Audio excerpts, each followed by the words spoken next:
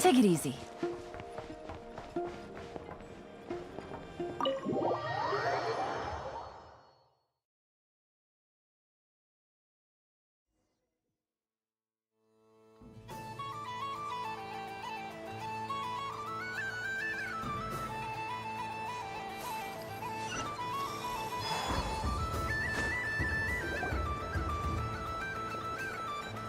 Dodoco's Whirligig!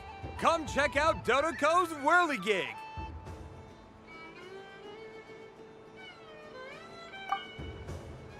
Ah, welcome home, Moon Goddess. Might I ask what this is? Ah, it's a very special amusement sponsored by the great mage herself. Ride on a soft and furry Dodoco and embark on an unforgettable adventure.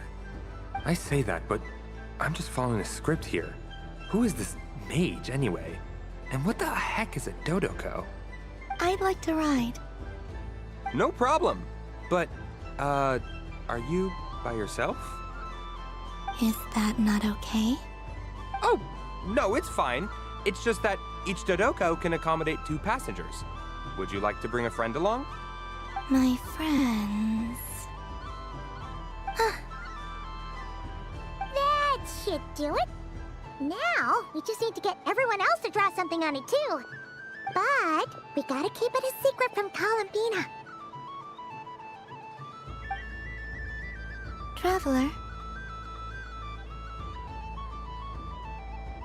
Ah! I want to go on that ride. Will you join me? Let's go then. Don't worry. Paimon will do the rounds. You go have fun.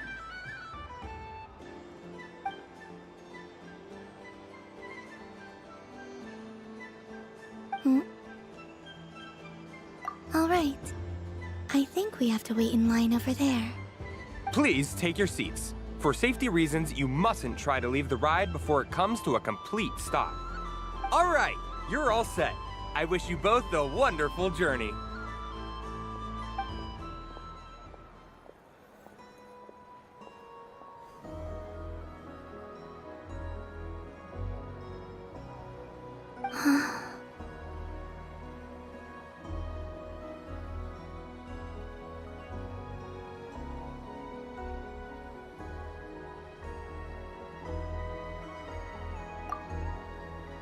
Not bad. It reminds me of riding a moon lane. Sometimes, the Kuhenki circle around me like this, playing their beautiful melodies. Yeah. I'm going to miss them.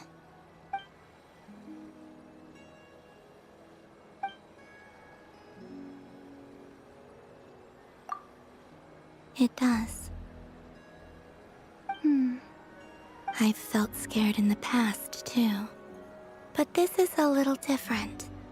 You know something? I got to see a lot of fascinating things during my disappearance. I saw how the Frost Moon Scions act around their families. So different than how they used to act in my presence. And I also saw how they interact with their friends. It made me curious at first. Why do people act so sincere when they're worshipping gods, but save their truest, warmest feelings for each other? Slowly, I came to realize that it's because they trust one another.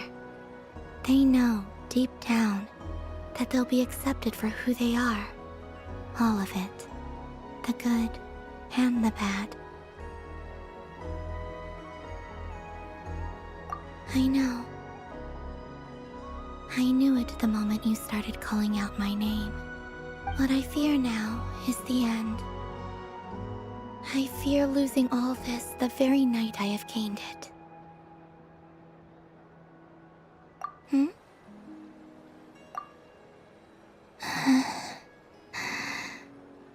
Thank you for this conversation.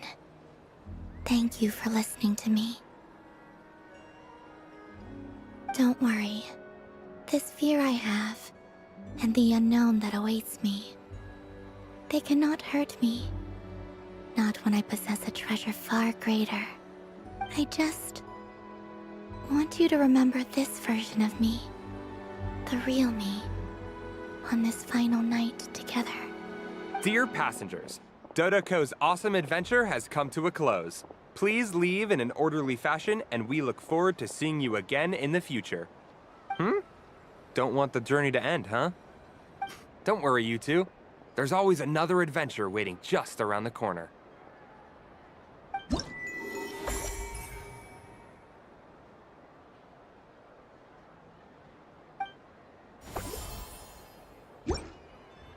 So this is the Frost Moon Scions area. It feels very familiar. But everyone looks much happier than usual. Dodoko's Whirligig. Come ride on a soft and furry Dodoko and embark on an unforgettable adventure. Of course, Moon Goddess. This way, please.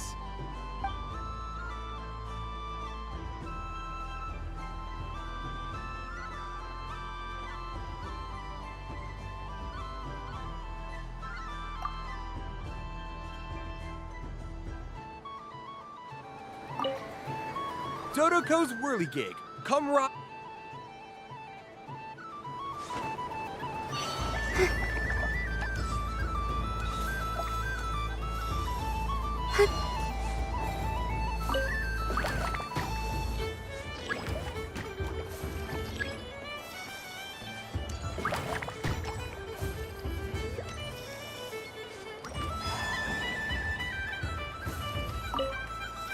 Up for another round of fish blast? Oh, I mean of bye-bye, bad fishies! Wonderful! It's Dodo Venture Time!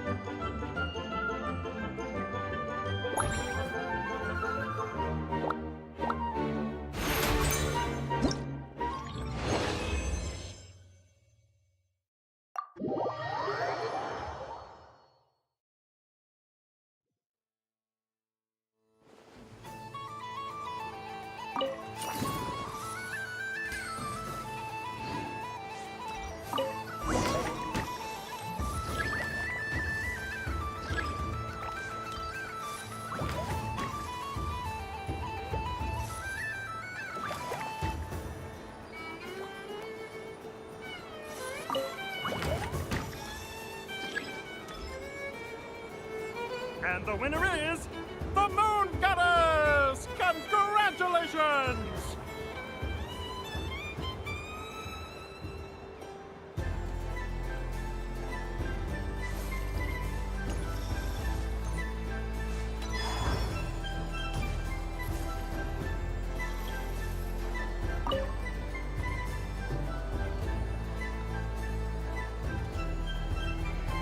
I wouldn't say it's unfair, exactly. I mean, your voice goes right into people's heads. How would you explain that to the kids? You can't just explain it away as magic. Is something the matter? Ah, Miss Columbina! No, nothing you need to worry yourself about. Ah, impeccable timing. Stick around for a second, Miss Columbina. I need your input on something. This self-proclaimed Knight of Justice has yet to give me a satisfactory answer. I, for one, would like to hear your verdict on the matter. Hey, now, I left the flagship just to help you out, Miss Nicole. What's going on? So Alice and I are both using long-range remote control spells that work on similar principles, allowing us to attend this festive fair in Dodoco form. Sorry, let me backtrack a little. While similar, there are some key differences. Alice, being a great mage, wanted her Dodoco to reflect something of her own charm and mystique. So she adjusted the way its tail moves when it spins around. An entirely gratuitous move, in my opinion. I hardly see how anyone is going to notice that. If anything, I'd say that anyone who stares intently enough at a Dodoco's tail to notice such a small detail is someone we ought to be highly concerned about. I only say this to emphasize that my question has nothing to do with tails. Now that we're clear on that, why is Alice's Dodoco permitted to interact directly with the children celebrating Moon Prayer Night, while mine is not? Your voice speaks directly into people's minds. See? Exactly what I said.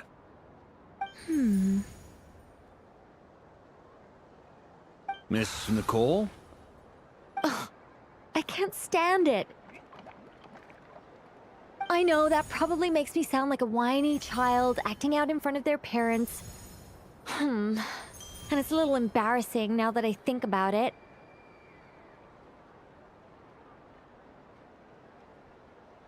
But hey, I said it now, I can't take it back. That would be even more embarrassing. Also, don't go reading too much into that analogy. It was off the top of my head. I'm actually an awful lot older than either of you. Miss Nicole, are you saying that you'd like someone to play the game you've prepared? I'm not so invested in that. It's just something cobbled together using items I borrowed from Alice. She probably didn't even make them herself. The point is, I want to know everyone's thoughts after they receive their prizes. But as you've said, I can't just ask. I've been biting my lip for so long, and I've had no one to vent my frustrations on. I thought this was going to be a nice, straightforward festival where I'd get the chance to guide people to treasure. Well, can I play? I can't guarantee that I'll win a prize, but You will? I'd like to try. Then what are we waiting for? Let the game begin! It's like they forgot I was ever here.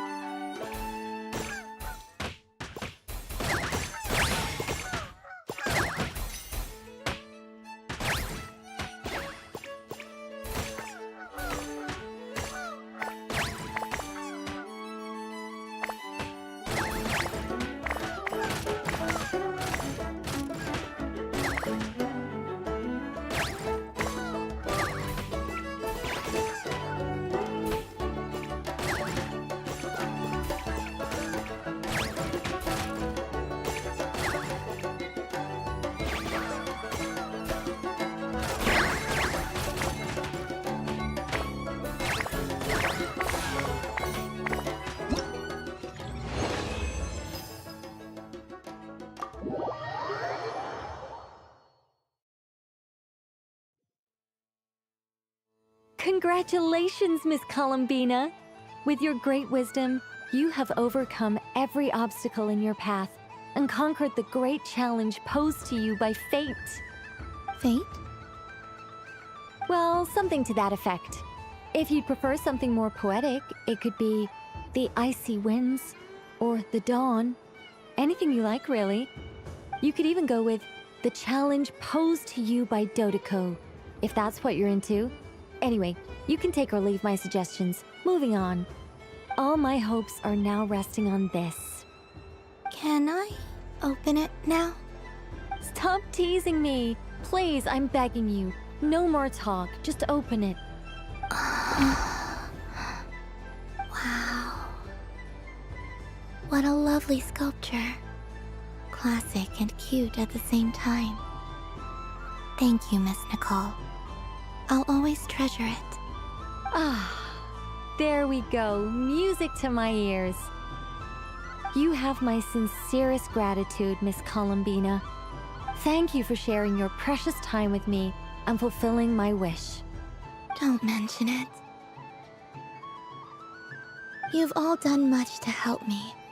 And still, I'm the one receiving all these gifts.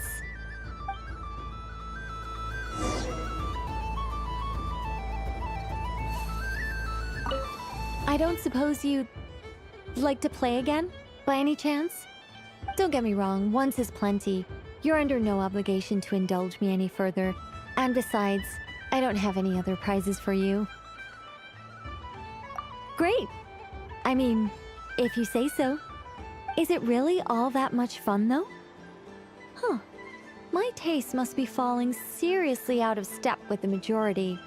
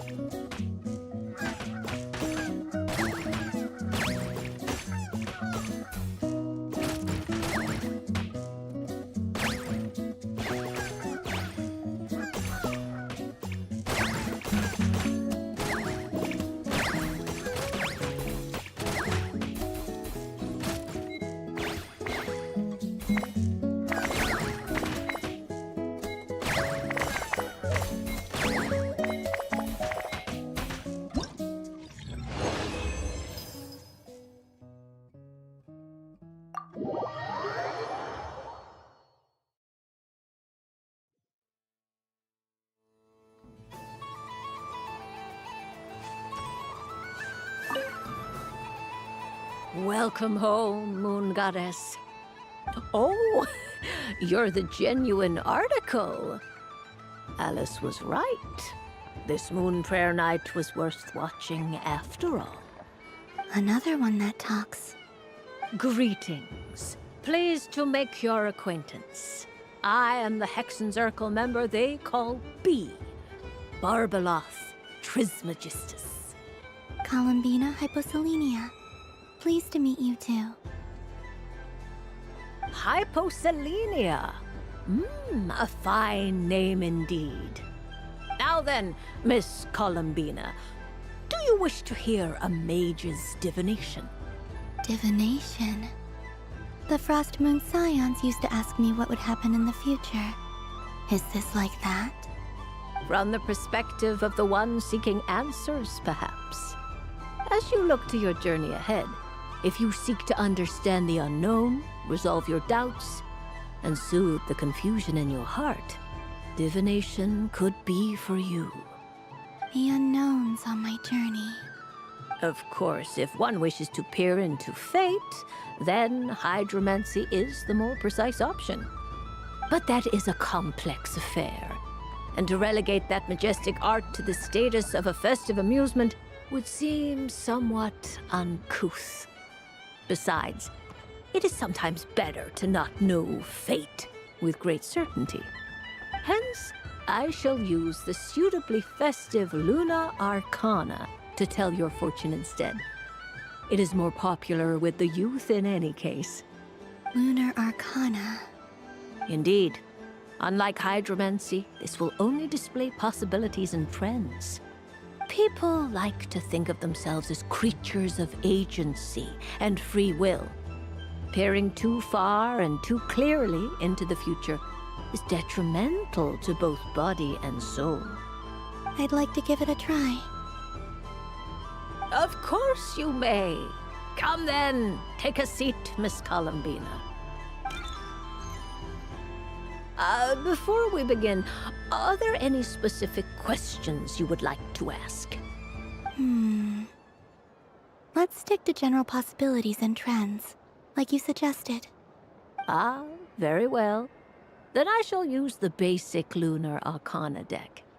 Now, try to relax. Cast your mind upon the things you have experienced and the things you are soon to experience. I will shuffle the deck. Would you like to cut the cards yourself? You do it. No problem. Now then, to make things easier for the seeker, that is to say, you, I shall decipher the cards from your perspective.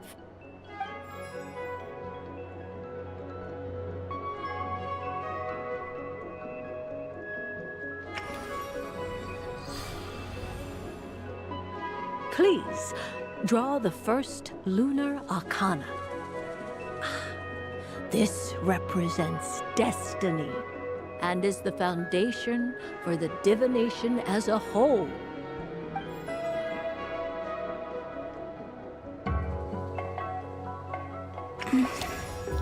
Now, draw your second card. This will stand for the past, the sum of all your experiences that have come before.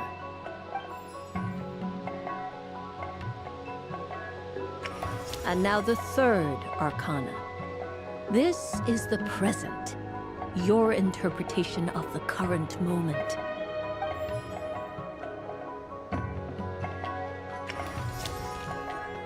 Finally, the last card. This shall speak of the future, which... Oh. Kuvaki Pulse? Fascinating. I've never encountered this before in my role as a diviner. Something has exerted an influence upon this card, causing it to leave its designated position. What do you make of this, Miss Columbina? Perhaps this is the guiding hand of fate in action. Of course, if you wish, you can choose to deny the validity of this card and draw the future for yourself. No, it's fine. Let's go with this one. A bold decision. I must say I'm looking forward to the results. Well then, let us flip the Lunar Arcana in sequence and see what emerges. Sure.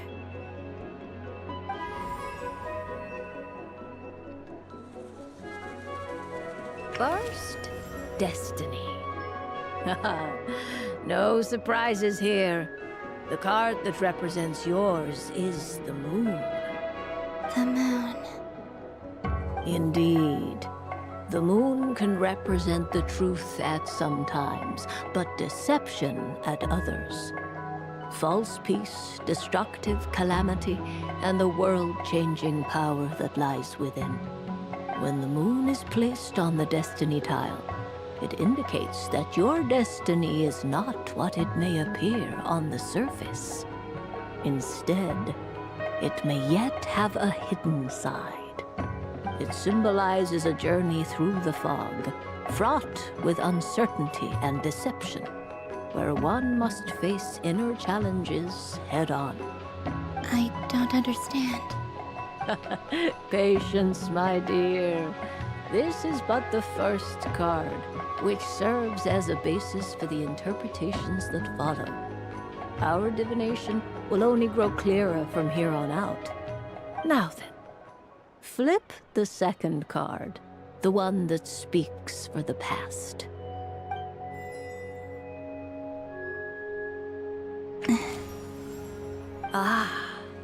The Hermit, but inverted. Inverted? Yes. The Hermit symbolizes solitude, introspection, and the pursuit of truth. When inverted, it represents isolation, truth out of reach, and a path that leads one astray. Combined with the moon as one's destiny, the Hermit inverted represents a choice you made to stand alone in the past. It was a choice made not out of fear or arrogance, but for reasons that others could not perceive. You fumbled through the darkness without a guide, but you did not find your way. Rather, you went astray. More than once, it would seem. Is this about how I became Kutar despite not wishing to become a god? And how I joined the Fatui because I yearned for a place to belong? I suspect only you know the answer to this question. All is not lost. The past is in the past, and so it shall remain. Shall we look into the present now?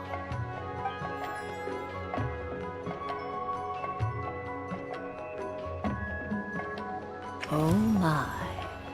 The Lovers. One of the most interesting Luna Arcana. What does this one mean? This means that you have had an unprecedented emotional experience. The joy of finding your soul becoming intertwined with that of another. A precious and wonderful thing indeed. It's true. I've made a lot of friends recently, and they are very good to me. I like them a lot. That sounds lovely. I am most delighted for you. The Lovers can also represent important decisions, perhaps related to a parting of ways. Now, if I were to guess... Yes. My return to the moon. I understand. Parting with friends is never easy, Columbina. But rest assured, this is not the end of your journey. There is always another story waiting to be told. The future always lies ahead. The future. Well now, it's finally time to flip this most mysterious of cards. Why did it appear? And what does it wish to tell you? I'm ready. Very well.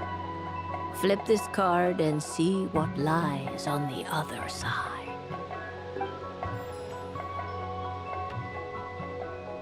Oh. Miss Barbeloth? What is it? This card is death. That doesn't sound very good. It depends on how we interpret it. It is true that it can represent an agonizing death, a complete and utter end, but at the same time, it can also represent rebirth. Do not forget that your destiny card is the moon. That lends your future many different potential meanings. If death spells the end, is it unavoidable? As I have said, divination can only display general trends. It is a rough guide, but it does not show predetermined outcomes. Allow me to summarize it for you. In the past, you may have lost your way, but now you have gained new connections, and new strength. You now face an important decision, one that may bring about a great change in what is yet to be. This change might, in turn, be the end of all things, or their beginning. But remember, everything is subject to change because of the moon present in your destiny. You must see the truth clearly and face your innermost thoughts. The truth. My innermost thoughts. Thank you, Miss Barbaloth. Don't mention it. Some people dislike divinations, for fear of glimpsing an ending to their story that they wish was not so. But I can see that you're different. The result of this divination will not sway your decision. This is a rare quality, and one that diviners always hope to see in the seeker. We are here merely to guide, not to exert undue influence. I understand. Go then and illuminate your future, Miss Columbina. The moonlight that shines from you now is most captivating.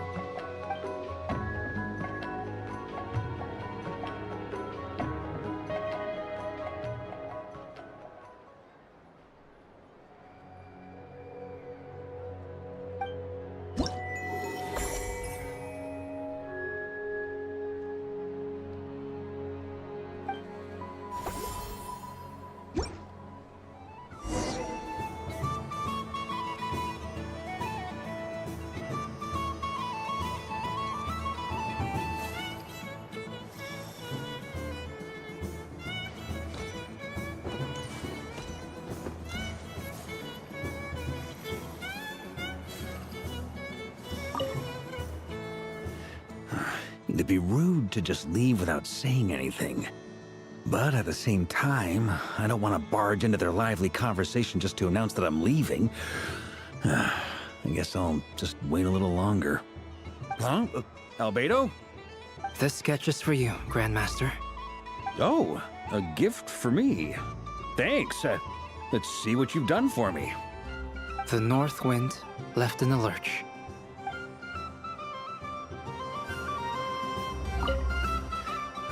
It'd be rude to just... Huh? Albedo? This sketch is for you, Grandmaster. Oh, a gift for me. Thanks. Let's see what you've done for me. The north wind left in the lurch.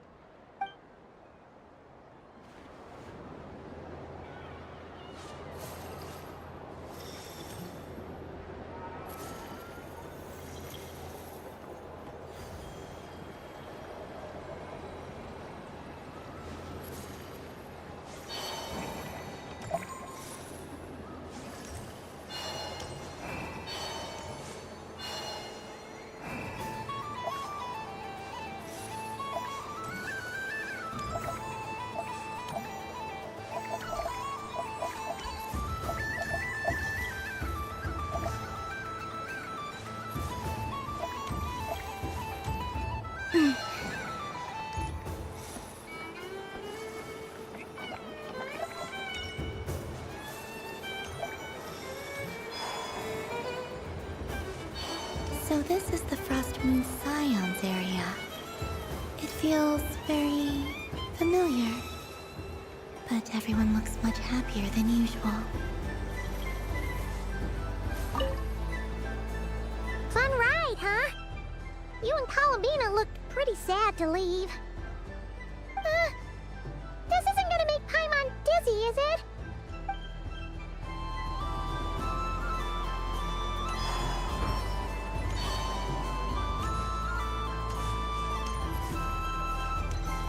The death card made a most enigmatic appearance. The moon for which Miss Columbina is bound, I fear. Fretting is of no avail. I will have a chat with Alice about it sometime.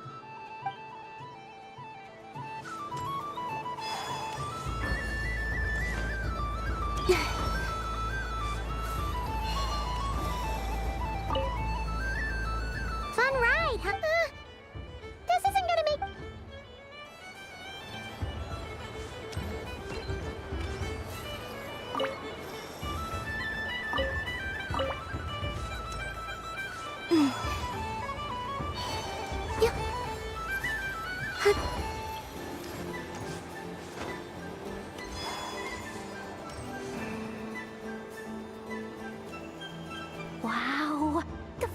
Moon Scion's stall looks kinda plain, but it's pretty cool once you get into it. I don't go to Hisi Island much, but it's got that, like, old world cultural feel. And if culture means we get more festivals, I'm all for it! Hello, Yehoda. Columbine?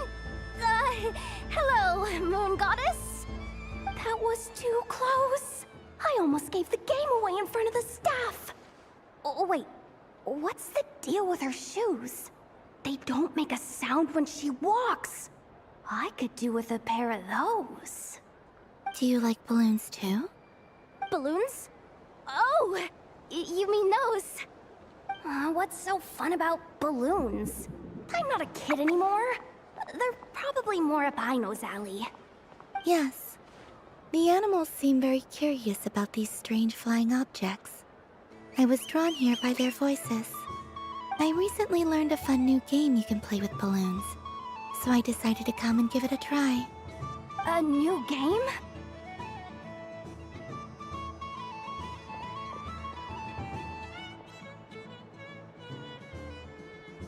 Hello.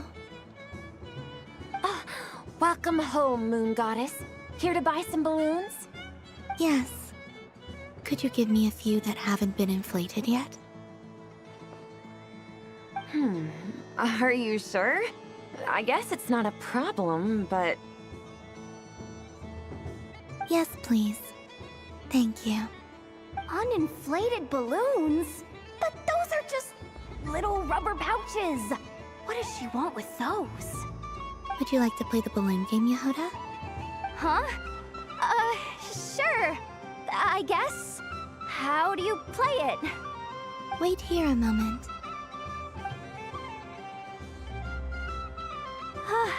Oh. This is so weird.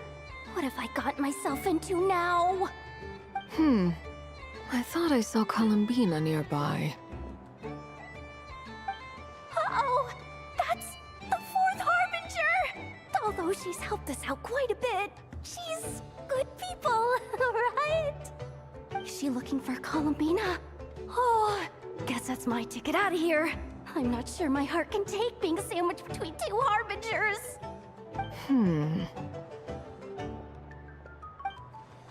Which stall is she checking out? Oh, it's that other Frost Moon Scion's one. Try on the headgear, see what it's like having antlers or animal ears for a day.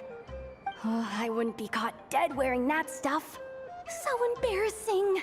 I have enough gear to carry as it is. Wait, what?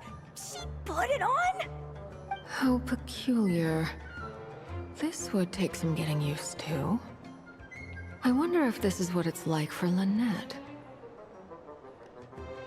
It really suits you, ma'am. What is this? She was so intimidating a moment ago, but now, dang, she's really rocking those ears. How does she make them look so cool? I suppose I may as well keep them on for now. All part of the festive experience. She's coming this way.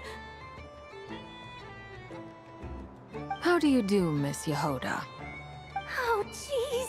Don't talk to me while wearing that thing. Where am I supposed to look?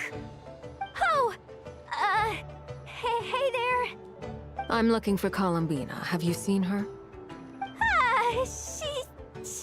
She just... Huh?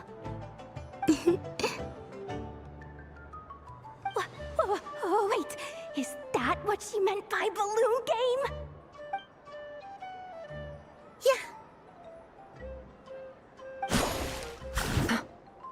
Huh? No fair! How come I get caught in the crossfire? An ambush from the rear? Is this a declaration of war, Columbina? Would you like to play too, Arlecchino? Seriously? Are they gonna start some beef right here, right now? Gladly. That said, I believe there is another who would like to join. Boss are kicking off big time! Hello there. I'd like 10... no, make that 20 balloons, please. Uninflated. What? Miss Moon Goddess, I hope you're prepared to pay the price for assaulting my employee. Welcome to the game, Nefer. Just to be clear, let's keep this a fair fight, okay? No strange powers, please and thank you. Naturally. Don't just stand there, Yehoda. Aren't you going to team up with me? Huh? Do I have to? Of course. Don't forget, the Curatorium has a reputation to uphold. I knew something like this was gonna happen.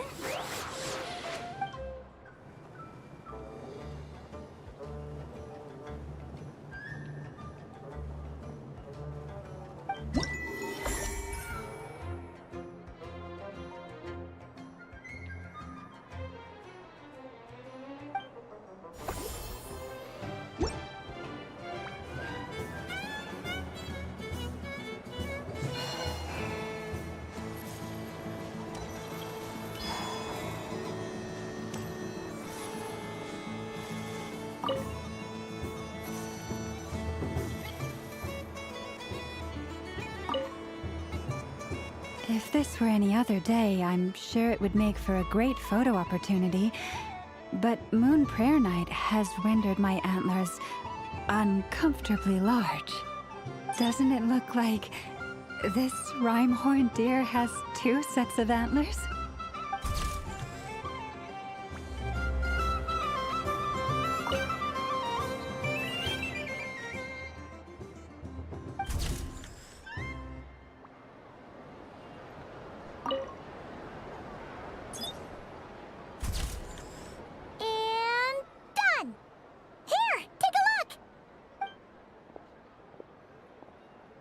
I think it looks quite funny. Well, Paimon thinks it's super cute. It looks like a silly chic badger and a rhyme-horned deer that's about to fall asleep.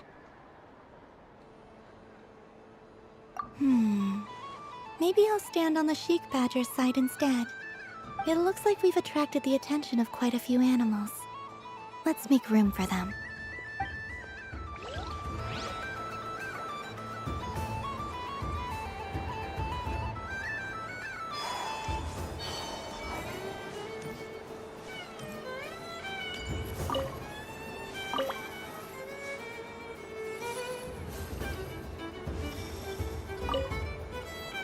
I've seen Linny and the other children play this game before. It would seem that it's not a bad way to relax, once in a while.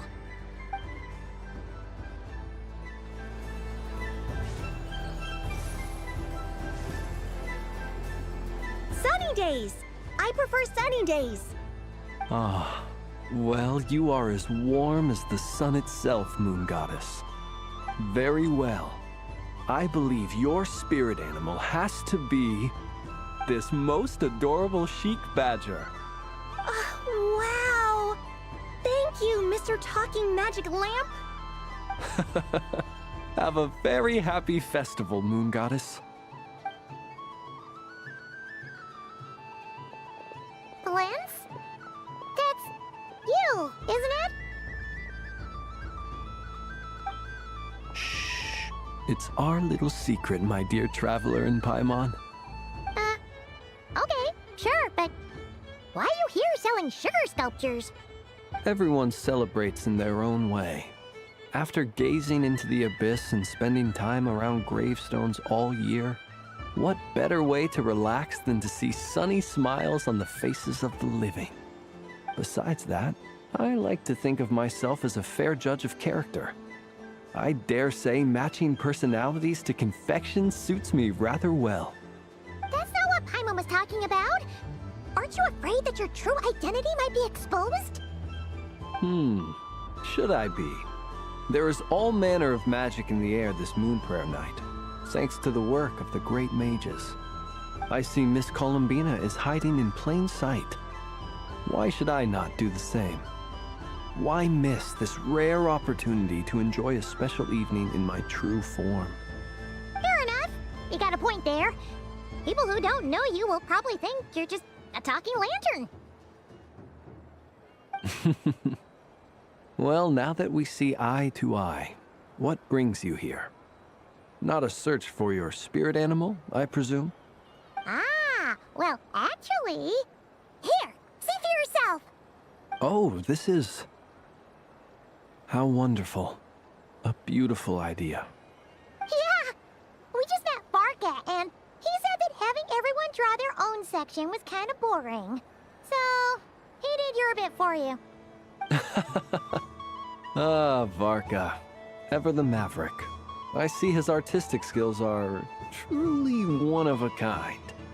In that case, I shall paint something on Mr. Albedo's behalf in a short while. What? Why not now? Ahem. Welcome home, Moon Goddess. Phew, that was close. Hello, Flins. She recognized you right away! What keen eyes you have, Miss Columbina. Especially considering they are shut. I did not see you. Rather, I sensed you. I can sense the fluctuations in Kuvaki all around me. One would expect no less of the Moon Goddess. Might I interest you in some candy? Yes, please. Excellent. I shall make some for you right away. Hmm? Something the matter, Miss Columbina? What about my spirit animal? All the other children carrying sugar sculptures are talking about it. Wait, is she taking the test seriously? Ah, my apologies. How could I neglect that? You are quite right, Miss Columbina. Every one of us has a magical creature living in their heart. Would you permit me to help you find yours? Yes, please. Do you prefer the day or the night? Night. Which of the 4 seasons is your favorite? Winter. Think of a perfect day. What is the weather like? Sunny, rainy, or perhaps cloudy? Rainy in the morning, sunny at night. What kind of answer is that? Forests, lakes, and open seas. Which do you prefer of these? I like them all. Imagine you opened your very own shop. What would you sell there? Moonlight, I think. Wow! Paimon would totally shop there. It wouldn't cost anything. You'd just need to visit. Aha! I believe I know what your spirit animal is. Here, for you. Oh, it's a Kohenki! Indeed. A free-spirited being with a deep love for all things here in Nodcry, who selflessly lends her aid to as many people as she can reach. It is the perfect fit for you, Miss Columbina. Thank you.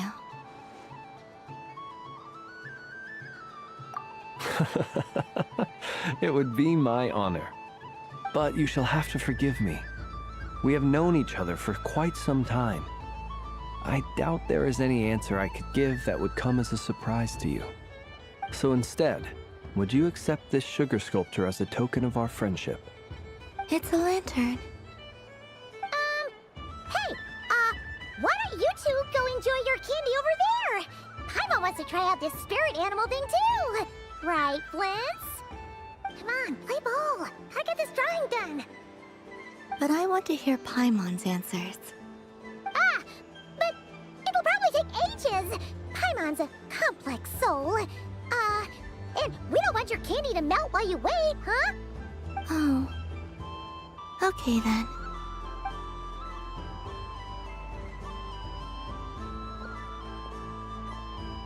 Phew. Nice excuse, Lady Paimon. That was some quick thinking. Yeah, no thanks to you. A little help next time.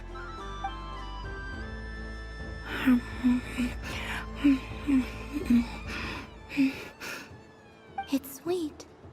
Is that Laka berry? I wonder what flavor the traveler got. This way, this way! It's the candy-selling lantern! I'm coming! Of course. Traveler, maybe we can share?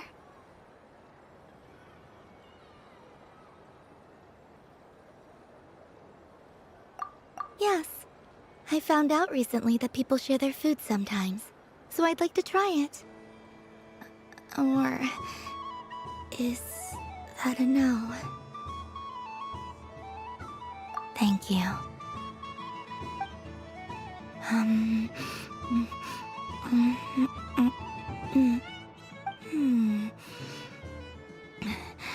Yours is a little more sour than mine. Here. Are you sure? Amazing. My sugar sculpture has shrunk, yet my heart is filled with feelings of sweetness. I will remember this feeling. Sure.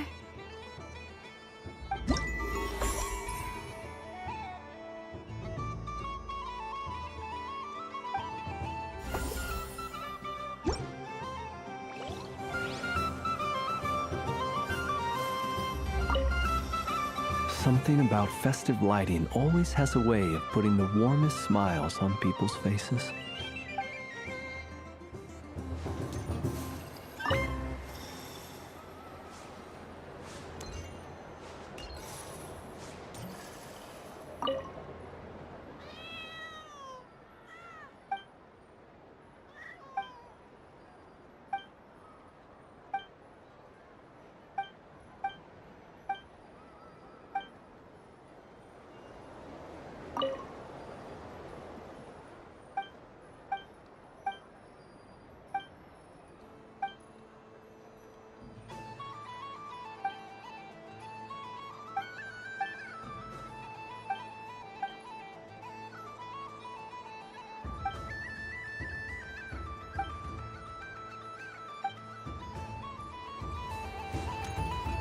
What's this? Should I give it a try?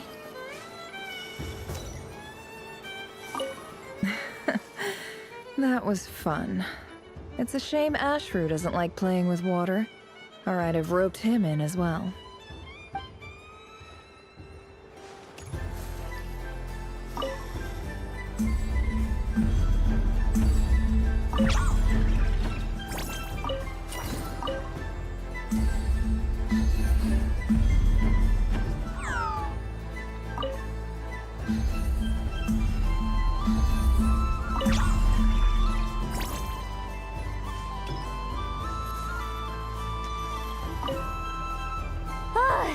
I just had a water fight with two Fatui Harbingers. Pretty scary, but also surprisingly fun.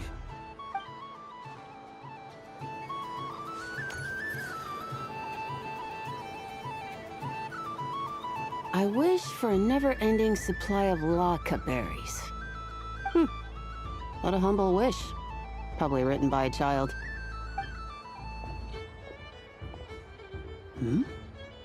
Is that Lauma the Moon Chanter?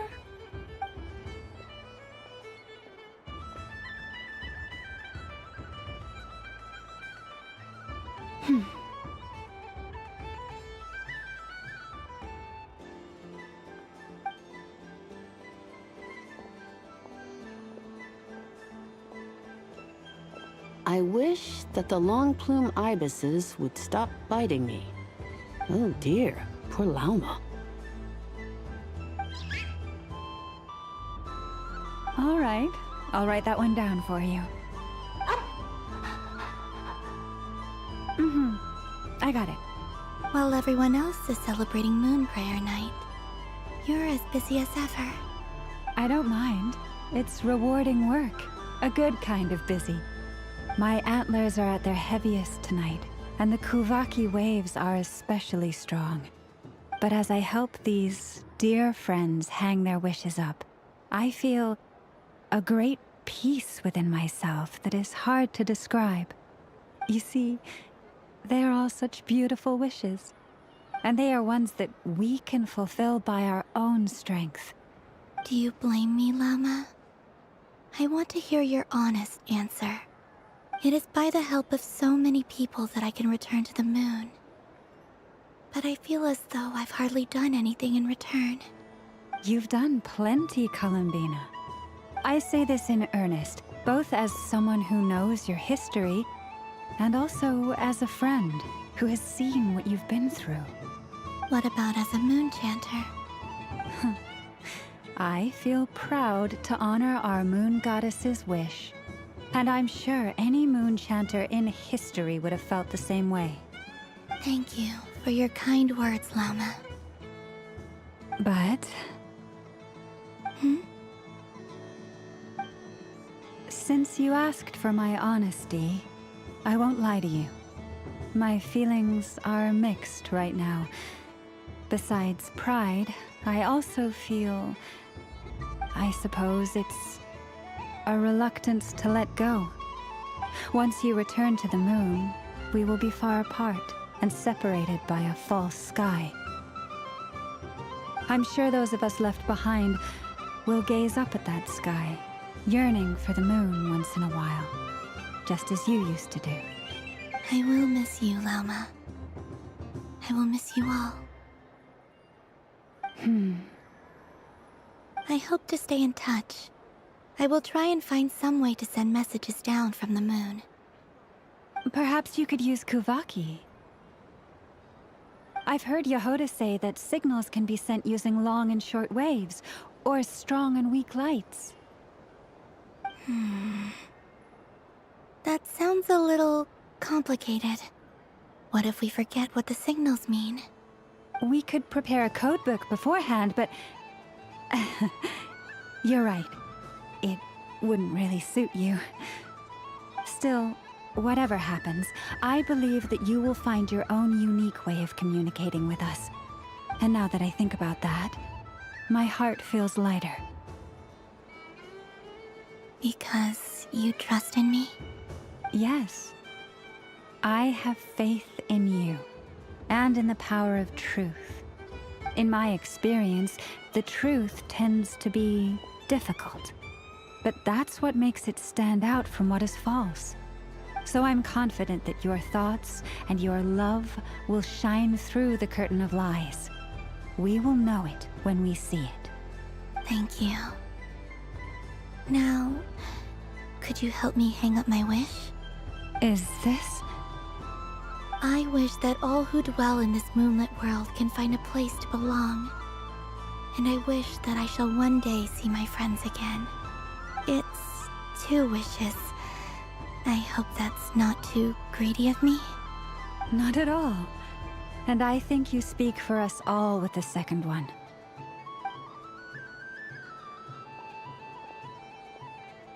I shall continue to pray until the day that all of these wishes come true.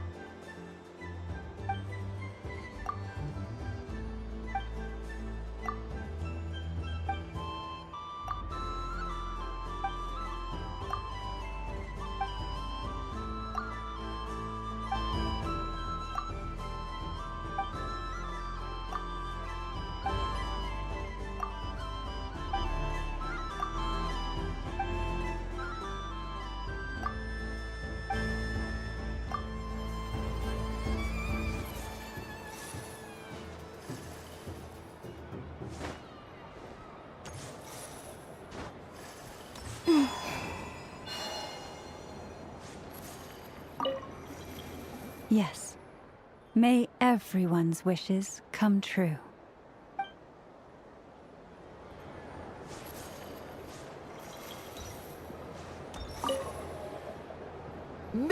Nikki! A kitten's been following you all this time. Oh, so it has. Hello there, little kitty. May the moon light your path. Did Lady Llama send you? Or was there something you needed?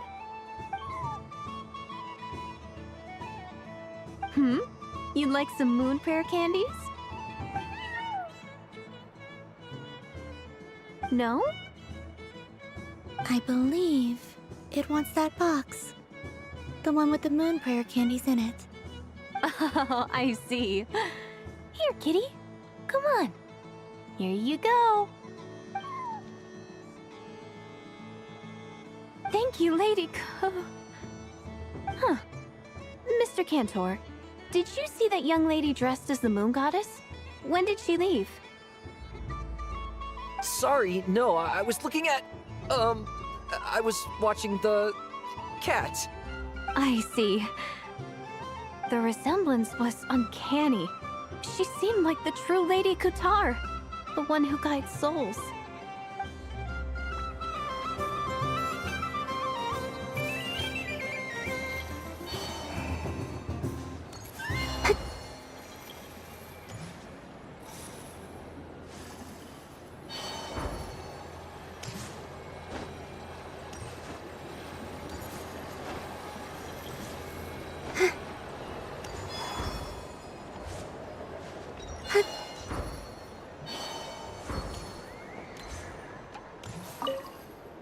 Done being a do-gooder yet?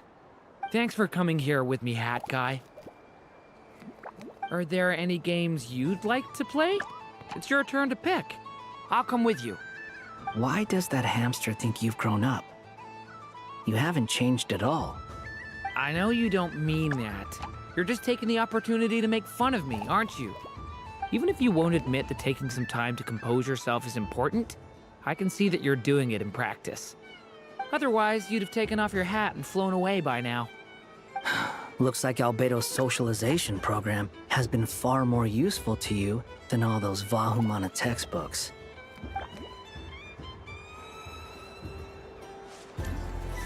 Happy Moon Prayer Night, adventurers. May you have a lovely evening.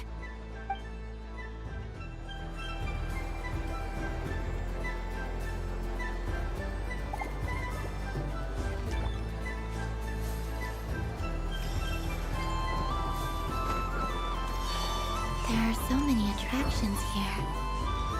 Since I rarely get out, I might as... What's this? Should I give it a try?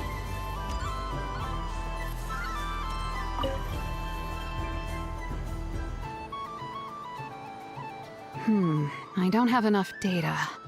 Need more samples. But who should I ask for help? Is this one of the amusements? Or is it a research project? Bit of column A, bit of column B. I'm currently running some synchronization tests on these bots. Basically, you need to press the button to help them successfully obtain the treasure. But you've got to time it right. I'll record your data, which will be used to improve the robot's accuracy. But, ma'am, I mean, Moon Goddess, don't you think you should take your eye mask off first? There's no need. I will be all right. Okay then. Whatever you're comfortable with. Great. Then let's begin.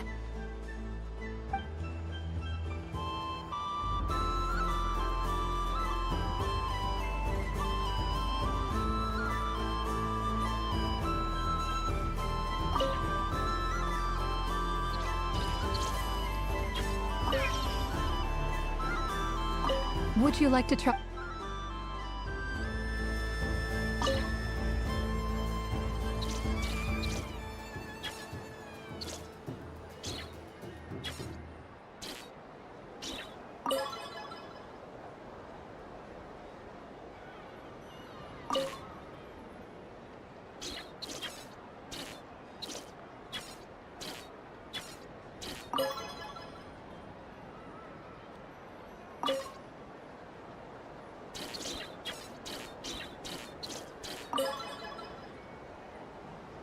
Nice. Data collection complete.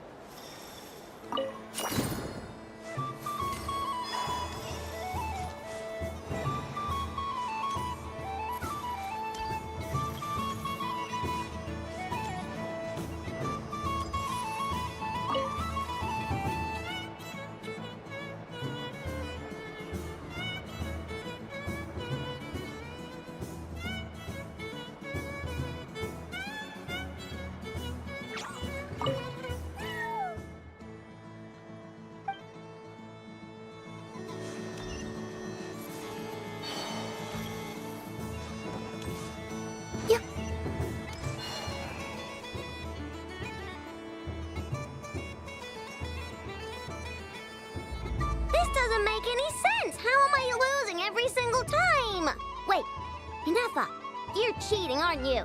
Yeah, that must be it. I am not cheating, Aino. Uh-oh, sounds like Inepa's turning into a big baloney bot. I think it's time for some serious maintenance. Moon Goddess, help me. Miss Columbina, Aino is attempting to cheat. What the? I'm not the cheater.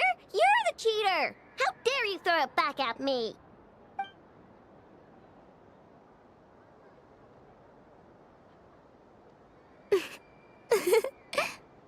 Alright, fine. Let's all laugh at Aino. Just you wait till I get home, because I'm gonna make a game bot that can win 100% of the time. Let's see you laugh when I come back and beat your butts. You'll all have your heads covered in stickers when I'm through with you. We came to check everything was okay after all that yelling, but,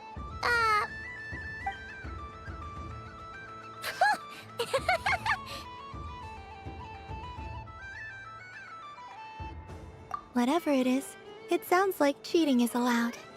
Kuhenki concentration. Each player starts with differently colored kuhenki. Each round, they draw one kuhenki from their opponent.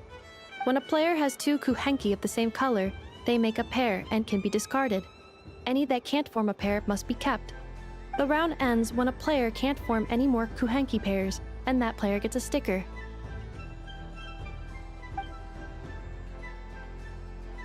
Ooh! Can 4 people play as well? That is fine, so long as the turn order is fixed beforehand. Alrighty then. In that case, the 2 of us will join as one team. Okay, but if you lose, you're both getting stickered. I don't want to hear any excuses. Sure. And if we win? If you win, only one of you gets to sticker someone else. I have taken to calling this. I know logic. Hey, lay off me, alright? Okay, so we're starting the game from scratch again, which means all my stickers so far don't count. Looks like Luonatar is the Kuhenki of honor for this game. Anyway, let's go clockwise, starting from Inepa.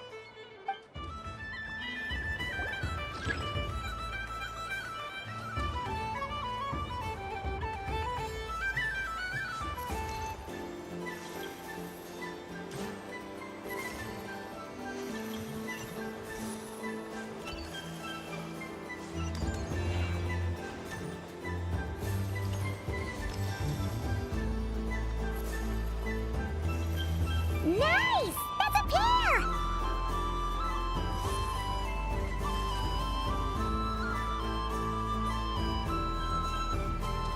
Go, go!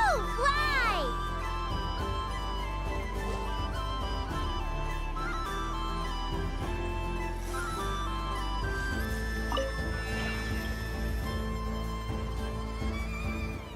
Go on.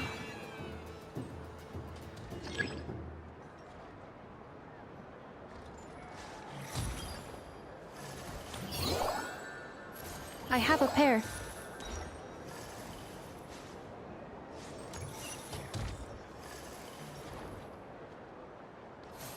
Uh-oh! We gotta pick up the pace!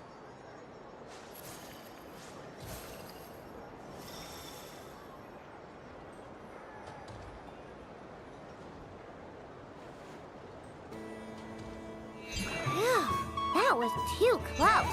I thought I was gonna lose.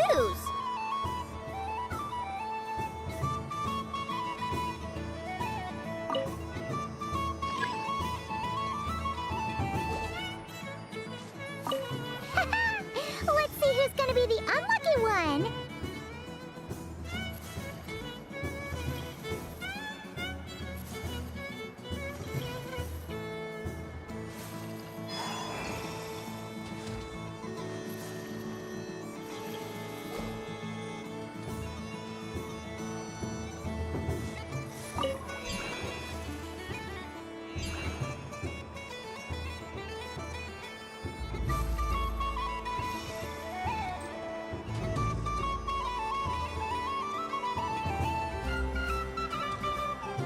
Let me pick a good one.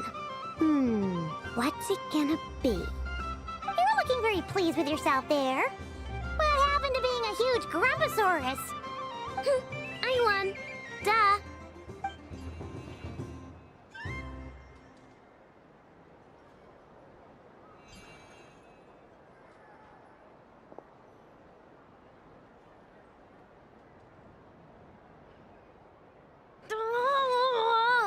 Me again? Don't fidget too much, Ino, or the sticker's going to fall off.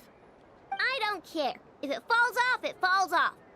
If a pair of Kuhenki get discarded, why not a pair of stickers? Huh? Huh?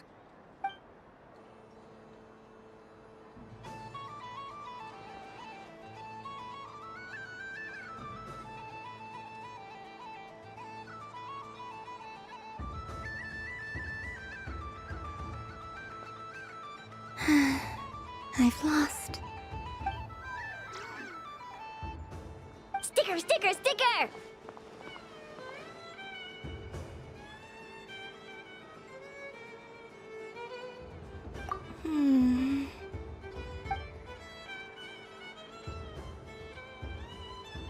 Cute! You think so? Shame. I can't see it for myself.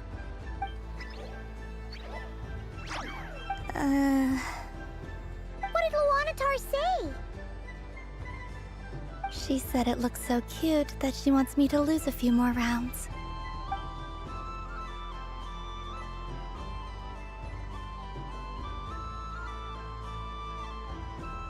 Who put these stickers on Paimon's eyebrows? Ugh, she can barely see! Alright, now, I think we got enough evidence to prove that there's a serious problem here.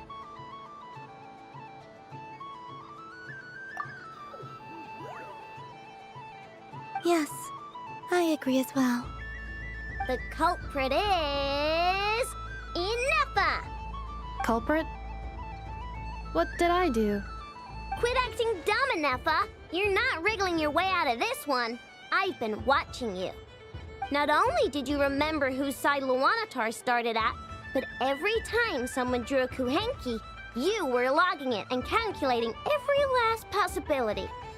Which Kuhenki pairs were gone, who had what color Kuhenki in their hand, even our facial expressions. You were keeping track of it the entire time. Exactly! What Ino said! Putting aside the fact that running calculations is not against the game rules, do you have any evidence to support your allegations?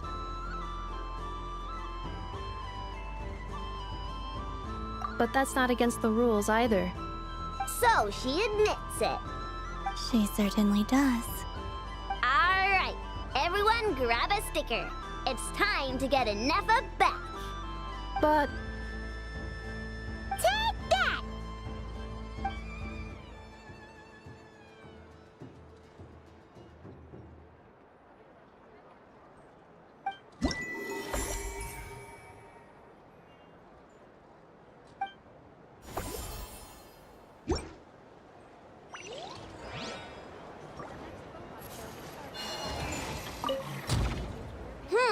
I'm never playing games with you ever again, Inefa!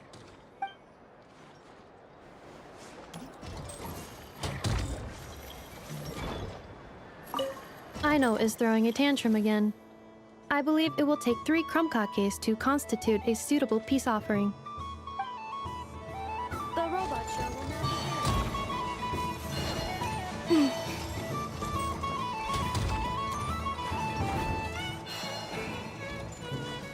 Please welcome to the stage, Cool Your Jets Ducky. Combining precision engineering with water cooling technology, this high-performance sprinkler fires powerful, controlled balls of water for up to 14 seconds at a time, as well as providing accurate plant watering at range. It can also be used to clean those tough-to-reach areas.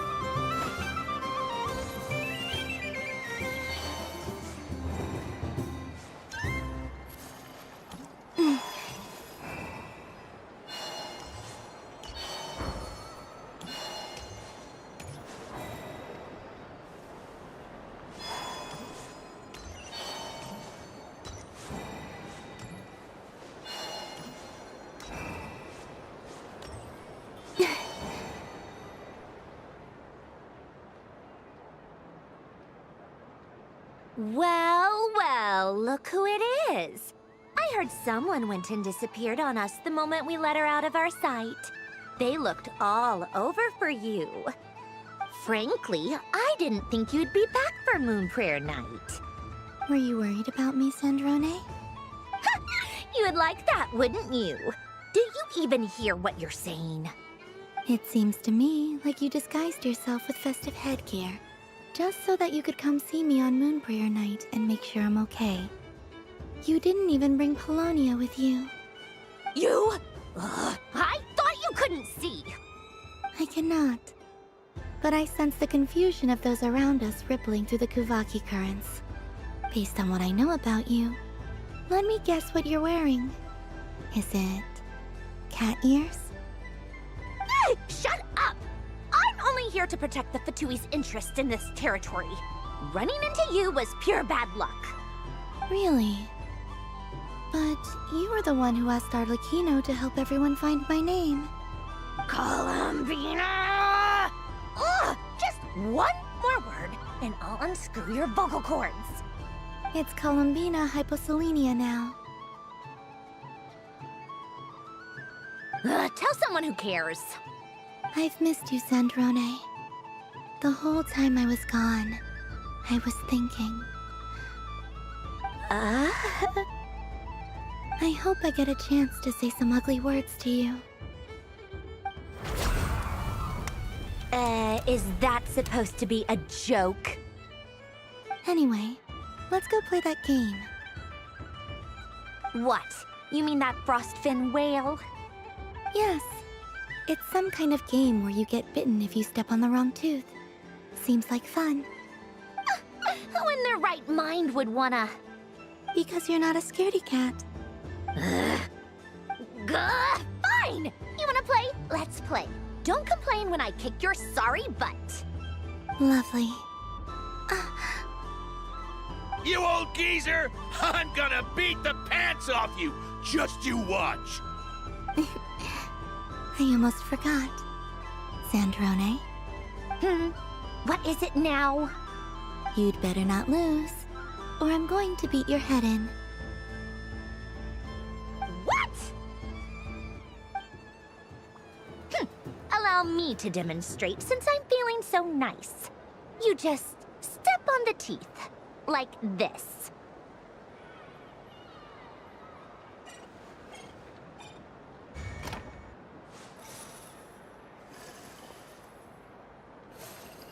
Which should I pick? I'm getting a bad feeling from this one. Sensing Kuvaki doesn't count as cheating, right? I want to switch.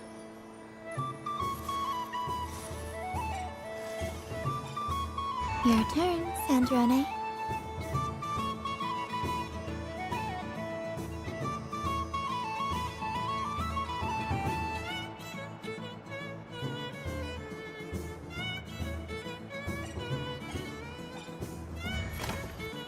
Don't come crying to me if you get bitten.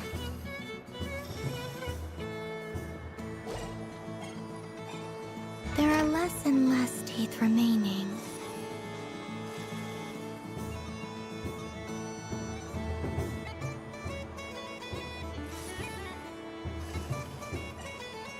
Huh? What's that noise?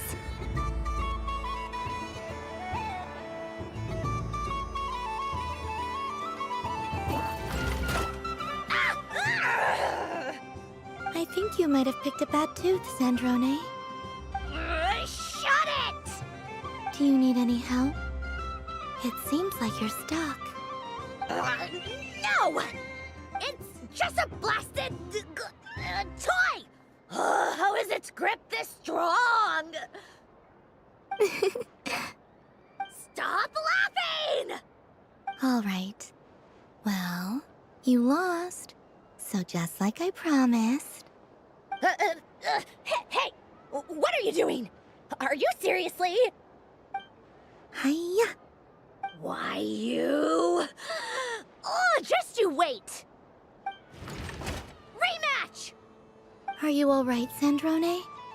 That was quite a strong bite. Are your clockwork parts Quit your fussing! I don't need it! All right.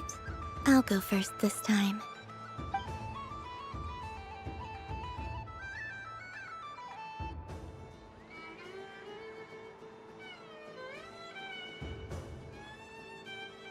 I see it now.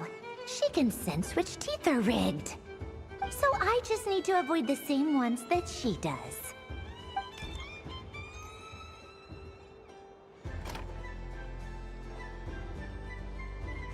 This one... Seems fine. She avoided that one then? Now I've got you. All right, my turn.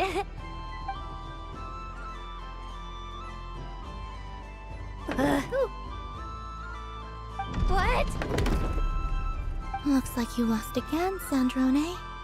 Wait! There's more than one bad tooth! Bonk.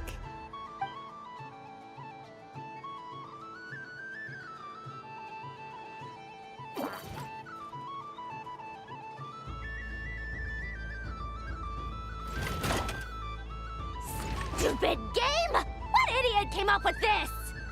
Are you alright, Sandrone? You said some nasty things just now. Oh, I'm peachy. Should I let you bonk me on the head as well? Ah, forget it!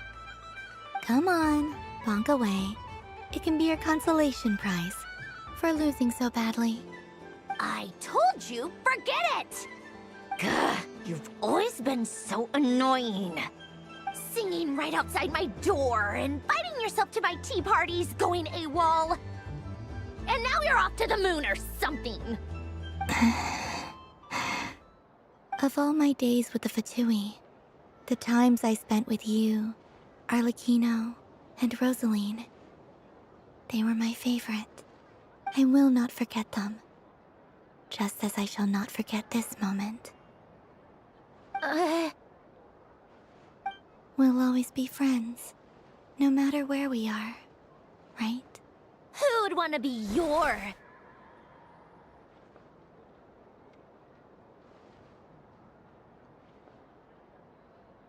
I'll miss you, Sandrone.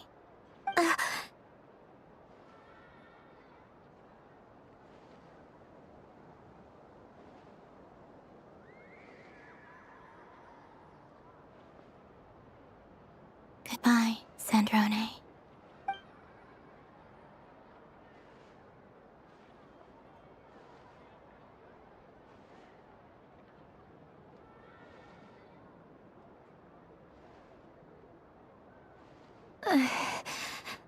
I'll miss you too, Columbina. Sorry, what was that? Ah! Ah! Yeesh! No need to freak out. What's wrong? We've been looking everywhere for you. What do you want? Oh, nice ears.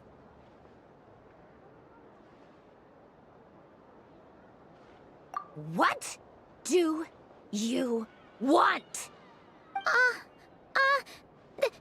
This! Huh? It's your turn to draw something. You're one of her friends too, aren't you?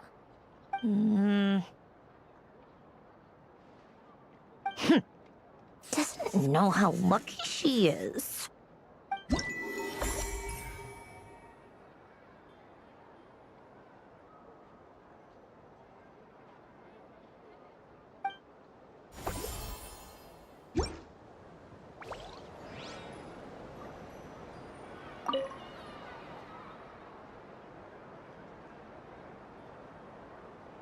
What is going on over here?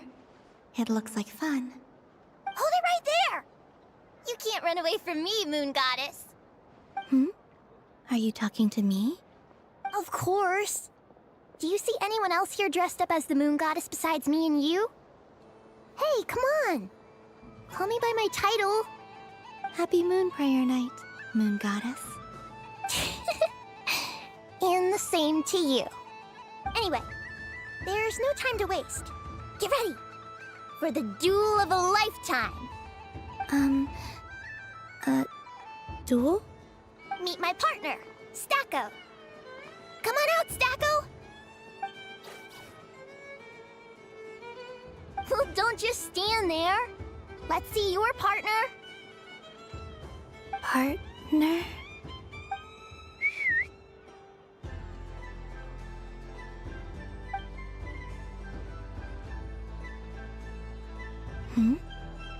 So I need to select a partner and command them in battle. Partner. I need a partner.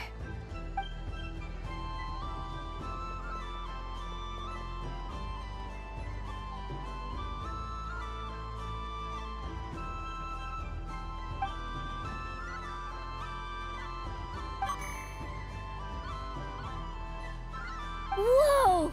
Am I seeing things? Where'd you get a Kuhenki? They're super rare. That's great. But you can only bring one partner to battle against me and Stacko.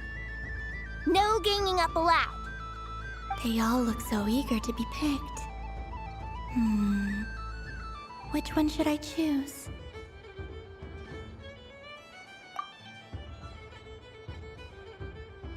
This deer came to celebrate the festival with the Frostmoon Scions. It wants to help me with its antlers. They are its pride and joy.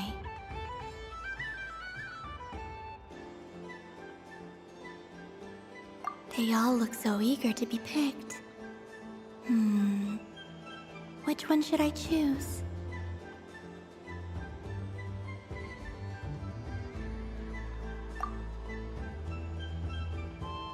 I'm not sure what this bot is trying to say, but it seems very happy. That bow. Does it want to dress up as the moon goddess too?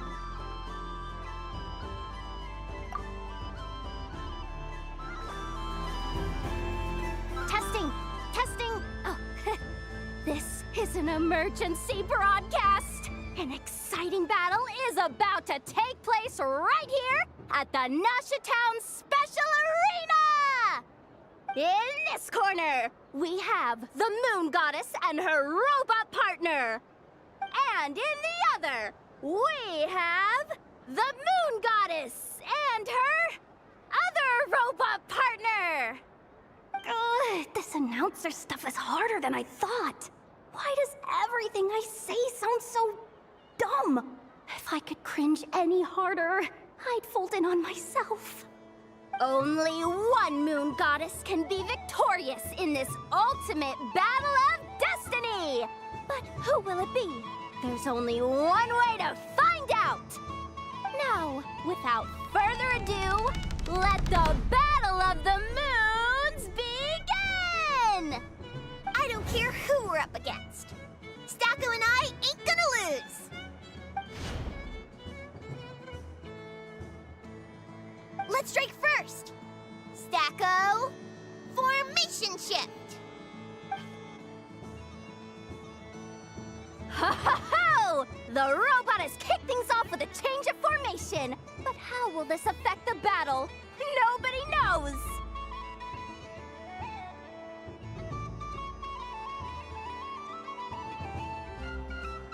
The other party chooses to attack!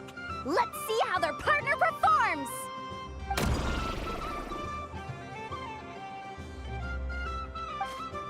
Stacko! The attack lands! And if those sizzling sounds are anything to go by, it was very effective! Okay then. Stacko, maintain formation and enter your empowered state. Empowered state! There we go! Now we're talking! Absorbing the immense Kuvaki present on Moon Prayer Night, this lean, mean machine has greatly increased its offensive power! Oh, they chose defense! But Stacko's about to attack with full force! Is it too little too late? The battle is heating up fast! I'm about to start sweating machine oil over here! Go for it, Stacko! Set Kuvaki to maximum! Can their opponents withstand this below? And what will this moon goddess do? Don't be afraid. Fight however you wish. And it's the empowered state! Both robots empowered now! The attack comes in, but oh, attacks repelled! Opposites attract, but likes repel. And now you've seen it in action! What a powerful repulsion! The robot crashes into the wall! Can it keep going? Stacko! Oh, Stacko is down for the count! Our winner is the Moon Goddess! The slightly taller one, I mean. You did your best, Stacko. I'll take you to Ainos for a checkup right away, don't you worry.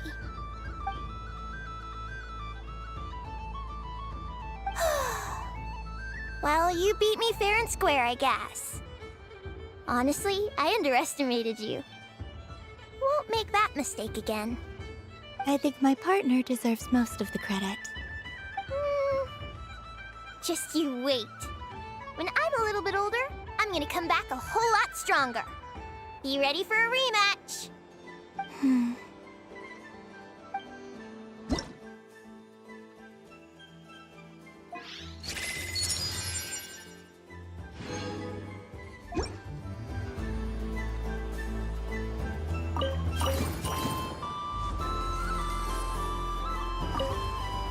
I'm gonna come back a whole lot stronger. Be ready for a rematch.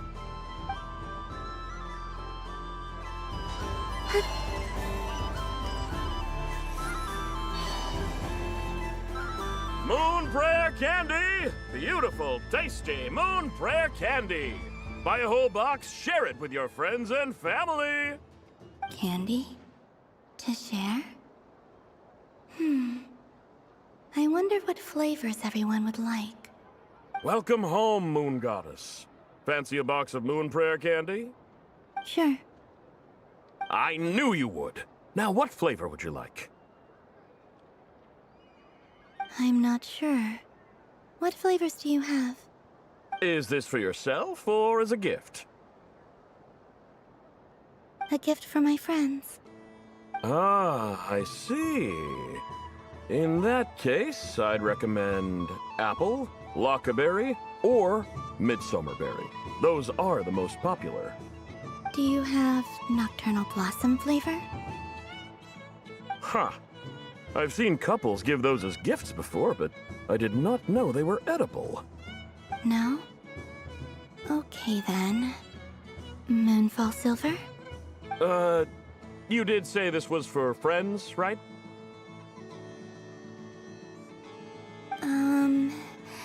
Maybe smetana then. Hey, now that's a creative idea! I've never tried it before, but if you're happy to wait, I can see about whipping up a batch on the spot. While we're at it, you got any other ideas?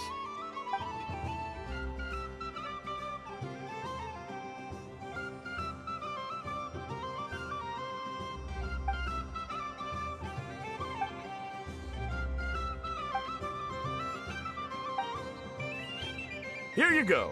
Every flavor you asked for is in there.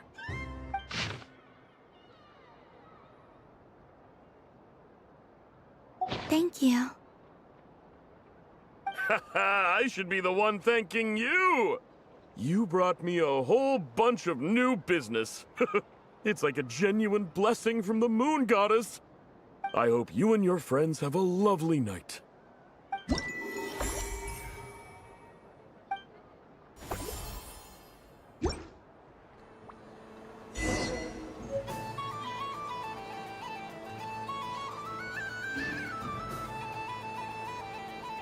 Assorted Moon Prayer Candy! All your favorite flavors in a box! All right, kids, just line up over here.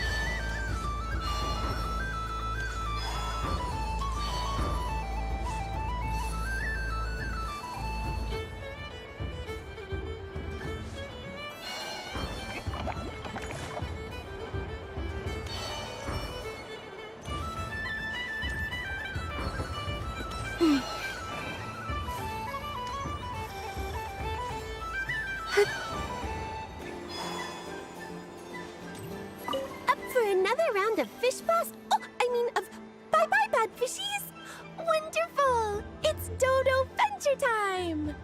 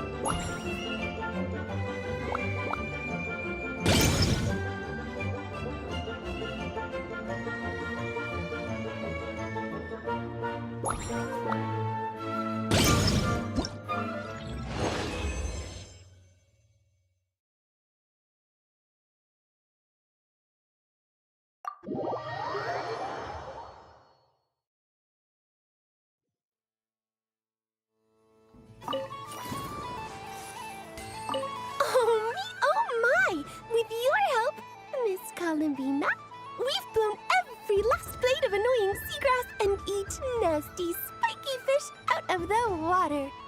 You truly are a kind-hearted moon goddess. At last, I am free to enjoy myself once more in these waters. I hope we meet again at the next festival. Oh, bless my fluffy tail! Dodoko has never seen candy shaped quite like this before. Why, it shines like a lovely crystal. Let the feasting begin! Oh, sweet as a tomato bathed in sunlight. Thank you very much. You truly are a friend to the Dodoko. Please share the rest with other people. I am sure everyone will fall in love with the taste of pure joy.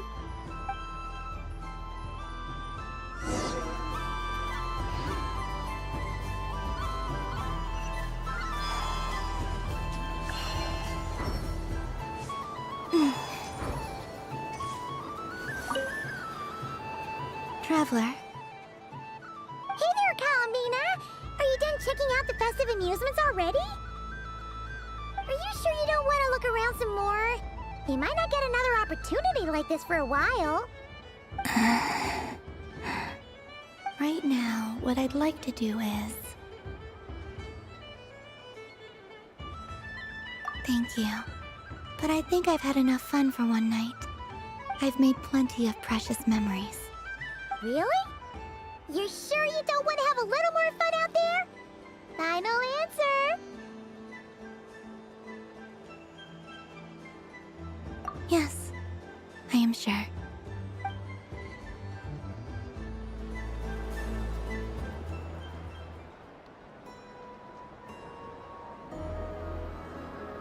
This was the most fun I've ever had on a moon prayer night. Everywhere I went, people were saying, "Welcome home," and there were friends at every turn. I only wish it could last longer than one night. Oh.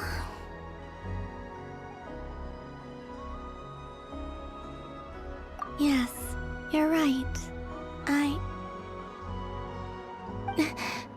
The moon prayer blossoms. Ooh, look! Look! Moon prayer night has come.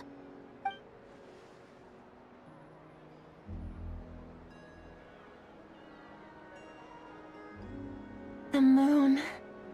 It's so beautiful. Happy Moon Prayer Night, dear.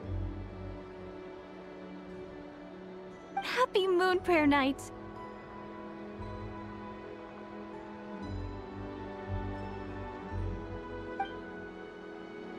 Happy Moon Prayer Night.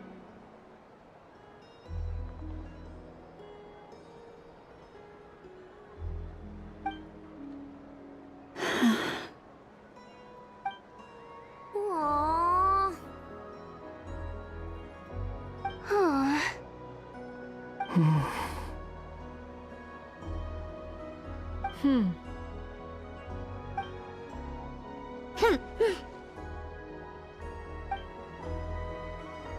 Time flies when you're having fun.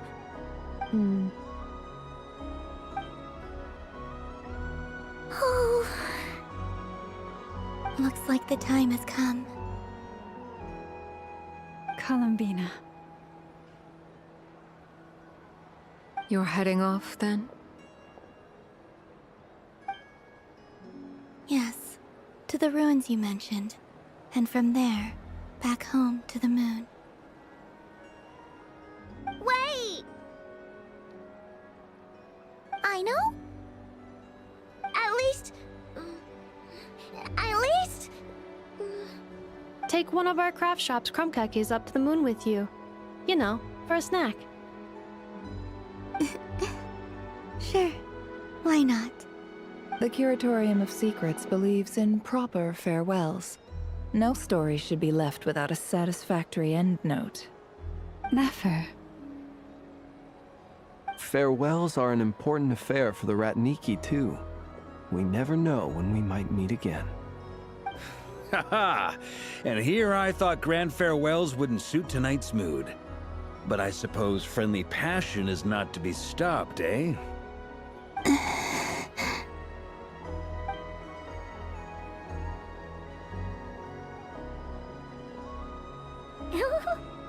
We made a little something for you, Columbina.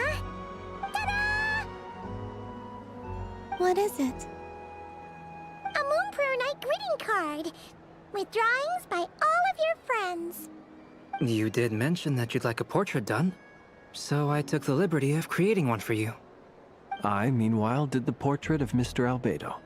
And Mr. Varka did the same for me. I mean, I think my work was pretty true to life, don't you think?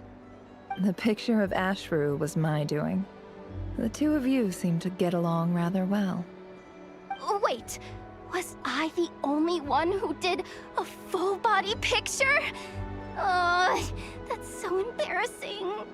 I did pictures of me and Anefa. I did my own portrait and one for Hat Guy. Plus, there's the two mages, Arlecchino and Sindrone. So, if you ever miss us, just flip the card open and we'll all be right there with you. I don't know what to say.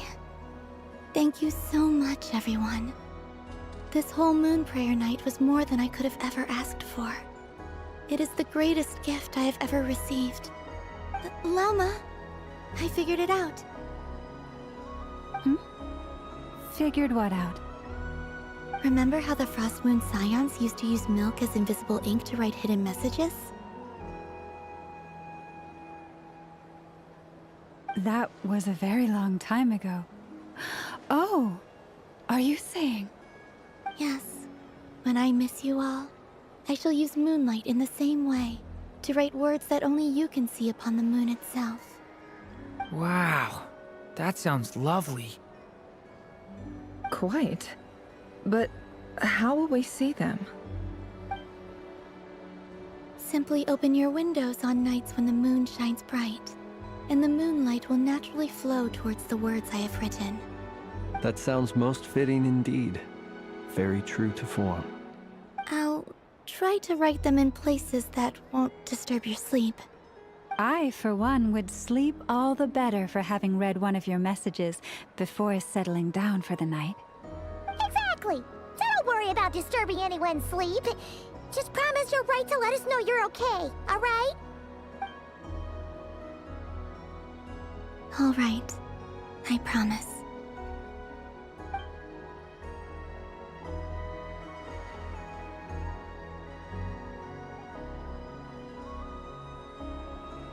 In that case, Columbina. I'm ready.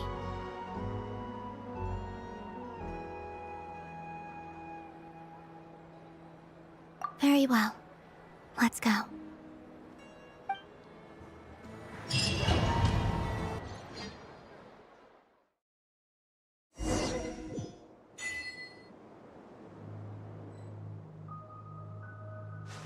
In just a few moments, I will be gone. I still don't know what to expect on the moon. Will I really be able to send messages to my friends? The Kuhenki, the animals of Not Cry. I'll never get to see them again. I wonder where I'll be when the next moon prayer night comes.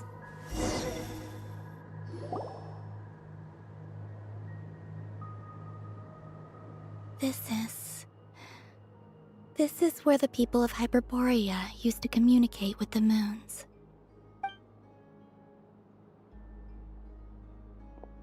Eternal moon, frost moon, iridescent moon. When the power of all three converge, the gate to the moons shall open. Moon marrow preparations are complete. Only the final step remains. I'm sure Nasha Town is livelier than ever at this moment. Yeah, it's a shame you couldn't be there for it, but it's now or never, right? It's fine. I'm more than happy with this. My last piece of luggage. My only piece of luggage.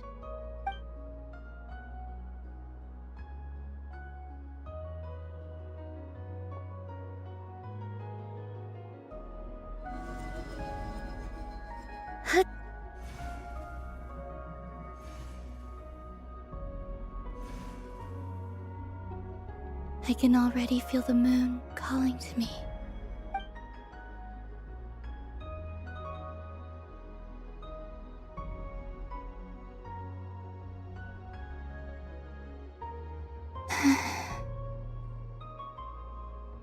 Your home lies on the far side of this light, Columbina.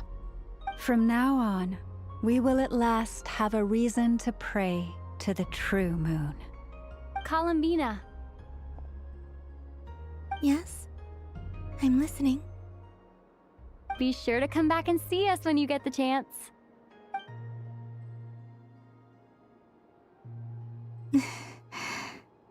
Of course. But if that chance doesn't come, then remember that you have friends on this planet. People who will miss Columbina. Yes, I will. Thank you for everything you've done for me. And remember, come night or day, the moonlight shall always connect us. Well then, farewell, my friends.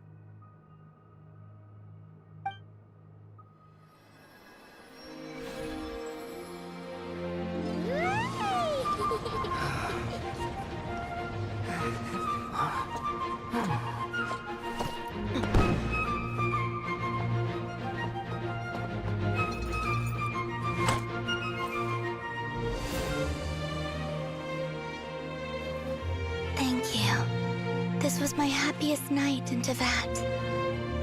Farewell, Columbina.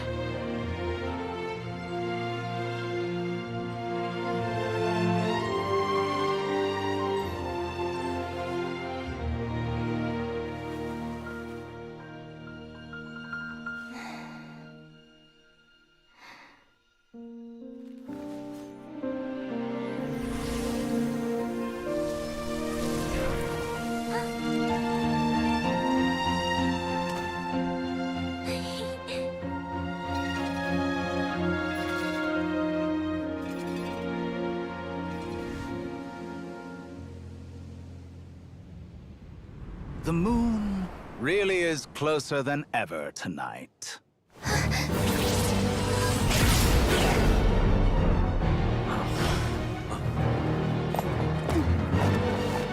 Columbina. All 3 moons in one place. Time for one final experiment. Reason, life, death, time and space. They all believed I would fail.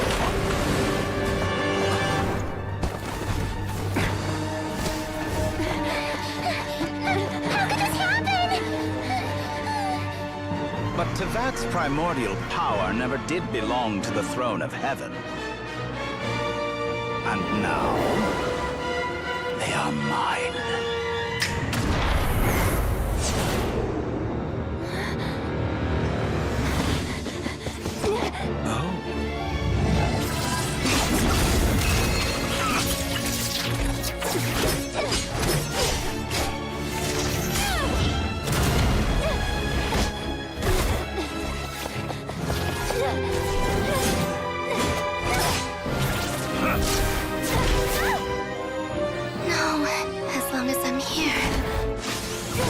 Is free to wield the 3 moons' power.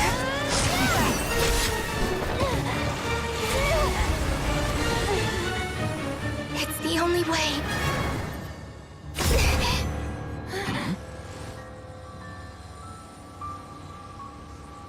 I guess I won't be going home today. Columbina! No!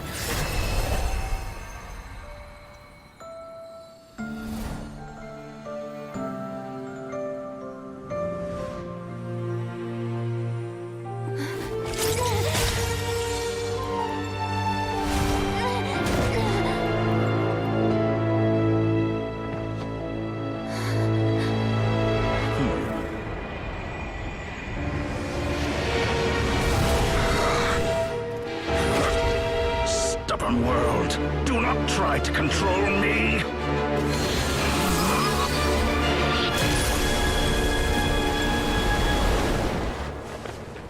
Columbina.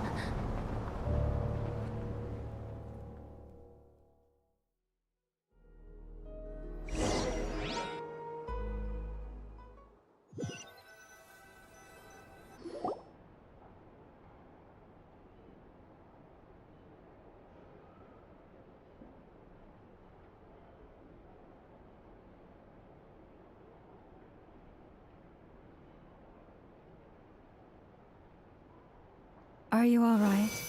Do your wounds still hurt? I had someone prepare a little medicine that could prove effective. Take it if you need to.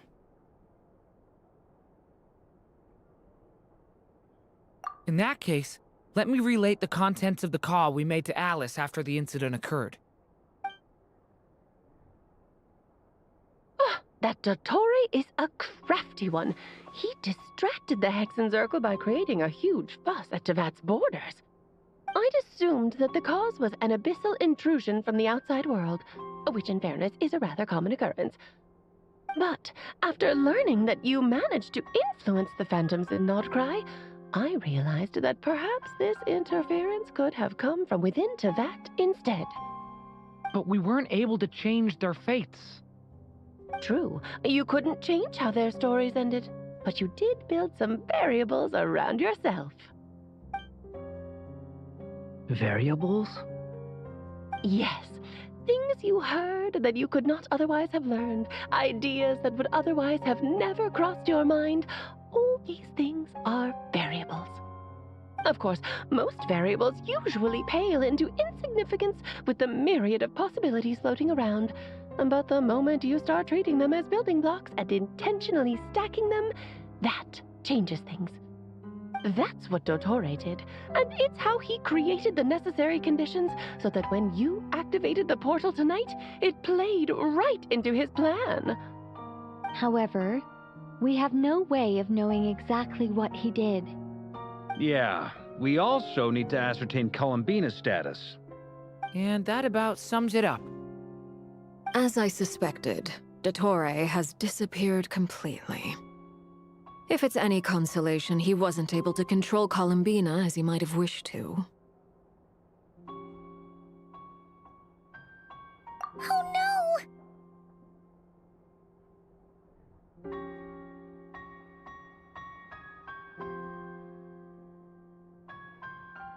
What? She did what? All we saw was Dotori appeared and used some kind of power. The next thing we knew, he and Columbina were gone and you were falling into the sea.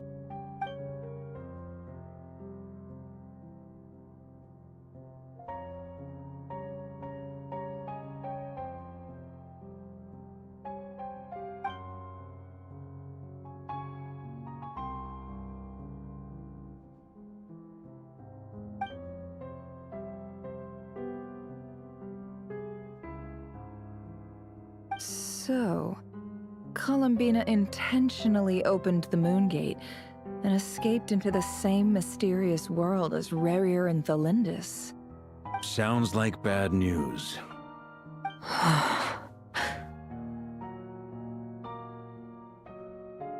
Seen in that way, the Trilunar Syzygy and Revere's emergence, Dotori might have been pulling the strings in both cases. According to Miss Alice, he is attempting to transcend his destiny and finish an experiment that only a god might complete. An utter lunatic. Wait a sec, where's Hat Guy? Seems like he'd want to be here for this. He took off with the Dodo communication device after we spoke to Alice. He said he had a hunch that he wanted to investigate by himself. The look on his face was terrifying. I've never seen him like that before.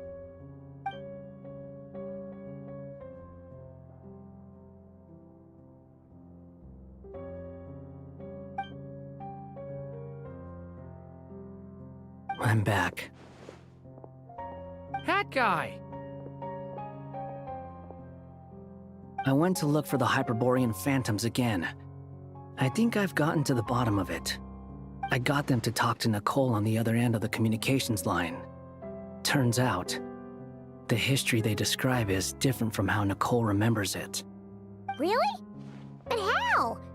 Surely Nicole can't have been wrong. Because the phantoms are the ones who are deceived. They speak of a savior who appeared in their history. One who never should have existed.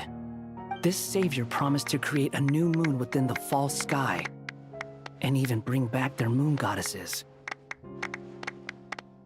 Foolishly, they believed in him, and told him everything he wanted to know about the moons. It's obvious that this was Dotori's doing. Now you mention it, the first time we entered the Hyperborean ruins, we heard the phantoms discussing their history, and I remember Nicole commenting that something sounded a little strange. But Dotori shouldn't have been able to get in there in the first place. He didn't. Nicole said that this was an anomalous state triggered by disruptions in the causal connections between phantoms from the same era. The variables that Dotori put in place were substantial enough that they even affected phantoms that he never met. So it's not that their memories were unclear. They'd been tampered with. That's exactly the possibility Dotori was trying to manufacture. He turned these variables into knowledge and engineered the situation so all that knowledge would fall into his hands. Then, he harnessed that knowledge on Moon Prayer Night to truly create a false moon. How is that even possible? To be precise, he exploited a weakness in the way the spell works. The spell senses Kuvaki to detect the moon's location. So, as long as the false moon more strongly resembled a moon than the frost moon beyond the skies, the gate would teleport Columbina to the false moon's location. In other words, to Dotori's side. Once he had her under control, the teleportation spell remained active, and he manipulated her power to seize both moon marrows. At that moment, the moon marrows disappeared right before our eyes. It was already too late, even as we were leaving the ruins. By then, Dotori had already amassed the power of all 3 moons. So, where does that leave us? What do we do I'd certainly like to know what Her Majesty thinks, now that the concerns I expressed to her have come to pass. But we cannot simply sit and wait for her to decide the matter. And in any case, it is not the Fatui Harbinger Damselette who sees us as her friends, but rather Columbina Hyposelenia. If, even in such extreme circumstances, Her Majesty will not lift the prohibition on Harbingers drawing steel against one another, then I will do as my heart demands. I will fight as Peruware instead. Oh, Arlecchino! Time is short, so I'll make the first move.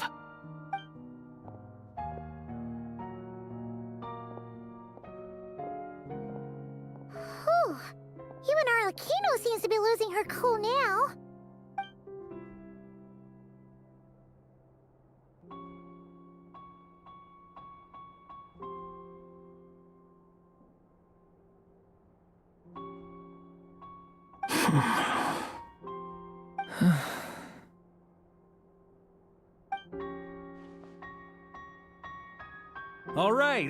All right. Lose those dejected looks for a moment and let me get a word in. It looks bad, I won't lie. Very bad, in fact. So Dotori's pulled some real dirty tricks to gain the upper hand. For now.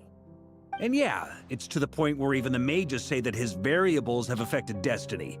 I'm not so sure, though. Many have told me that Tevat's destiny is fixed, and that does appear to be the case.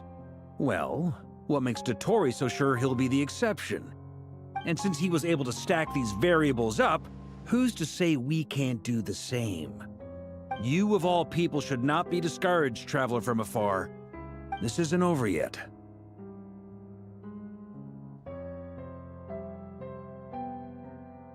And you're not alone in that. Everyone here does, whether they've spoken thus far or not. But none of us are the type to sit back and wait for the sun to shine again. That's exactly how a knight should roll. If they knock you down, you get back up and get back in it. Don't forget, Honorary Knight, you're a legitimate member of Mondstadt too. Vark is right. This is far from over. Dotori's already way overdue a butt-kicking given his past shenanigans. And after this, he's earned himself a double dose. That's what I'm talking about. How's everyone else feeling? I'll use Kuvaki to investigate Columbina's whereabouts. I am not ready to give up either. Leave the intel gathering to me. Whatever happens within Nodcry's borders, when the Curatorium of Secrets wants to be in the know, we always find a way. Aino and I will do all we can to support you. We will attempt to reverse engineer Dotori's actions and seek a breakthrough that way. Alice and Nicole are busy dealing with an emergency at Tevat's borders, so they can't return just yet. But they're both very angry about this. They've asked Albedo and me to act on the Hexen Circle's behalf and do everything in our power to fight back against Dotori. Are you ready then? We're going to have to conduct a lot of research, even in the early stages. I'll do my best.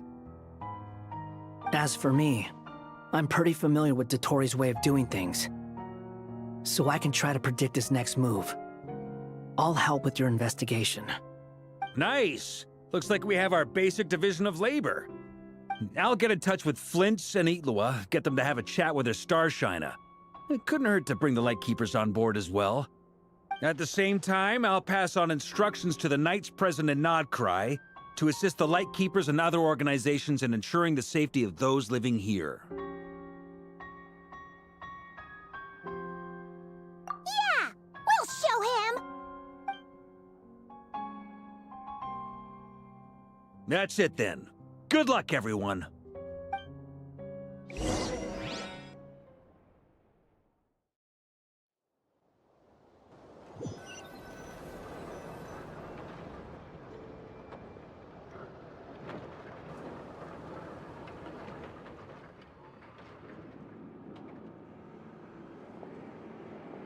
I never thought that Columbina would become my real name.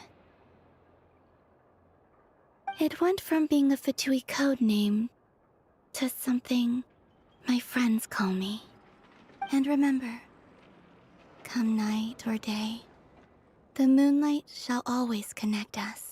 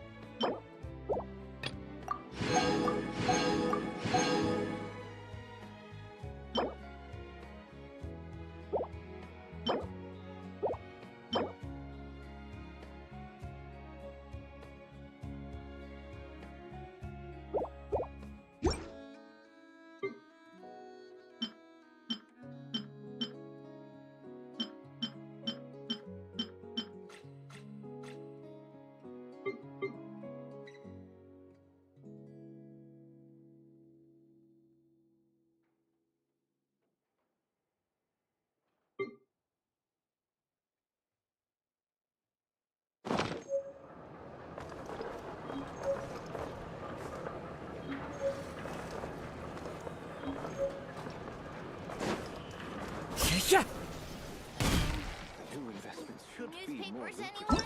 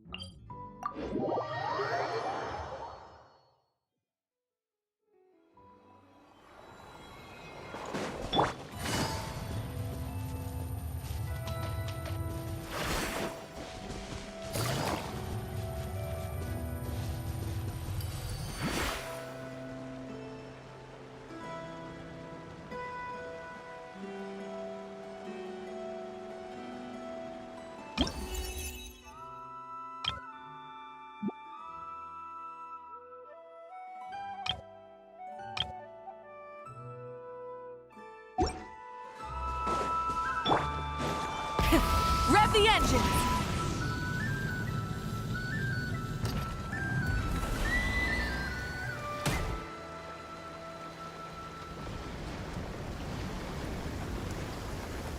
Oh, it's Durin!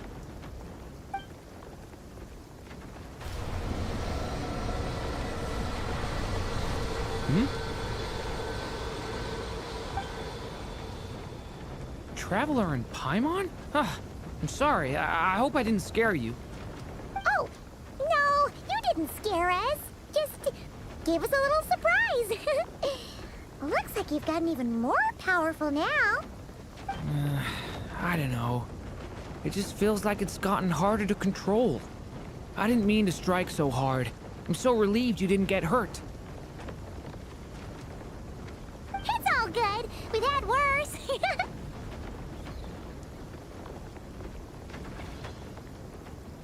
Ah, no, don't worry about that. It's been very stable ever since I got this body. Albedo made sure of that. What you saw just now is something that only started happening recently. Maybe I'm still acclimating or something. I'm sure it'll clear up over time. Anyway, what brings you here? Did you need something? Well... The day that the writer and the watcher crossed paths was the day that the magic known as storytelling was born. So, she asked us to come. Miss Alice? Oh, you too? I guess I really do need to work on my impression. Well, never mind that. It's been too long, Minnie Duran. And please, that's Aunt Alice to you. I have brought you and the Traveler together here for a very important purpose. It has to do with your mom. My mom?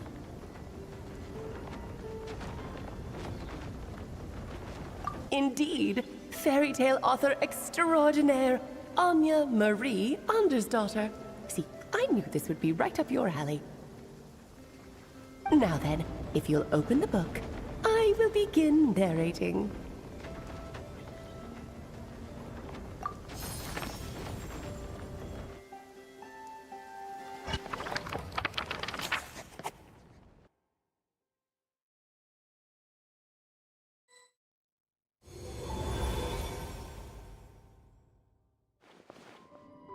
Whoa! What is this place? It reminds Paimon of Simulanka. The two are indeed similar. Both worlds were built using the same magic, after all.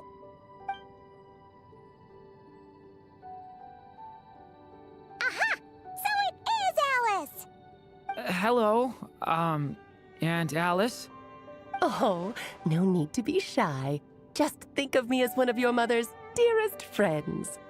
You keep talking about stories and magic. What's this all about? Simulanka 2.0 or something? Certainly not. Simulanka was a peerless masterpiece. Without the original author, it would be impossible to create a sequel, even for me. But you are right about one thing. Just like last time, I want to show you a work of magic that has to do with storytelling. What's this? This is your mother's dying wish. My mother's dying wish was a book? Let me answer that with a question. What do you suppose would be a writer's greatest regret? Have you ever read a book called The Little Witch and the Undying Fire? Oh, that's because it was the work of more than one person. It began as a little game at our tea parties. Each of us took turns writing the next part of the story. I wrote the first volume, then the other mages took their turns. Em was tasked with writing the final volume and tying everything up. But by the time everyone had finished writing their parts, Em had passed away. Oh, it was a terrible shame. A true tragedy. And that is the answer to my question. A writer's greatest regret is to leave a story unfinished. But all is not lost. I couldn't stand the doom and gloom of it all, so I went ahead and wrote an ending myself on her behalf.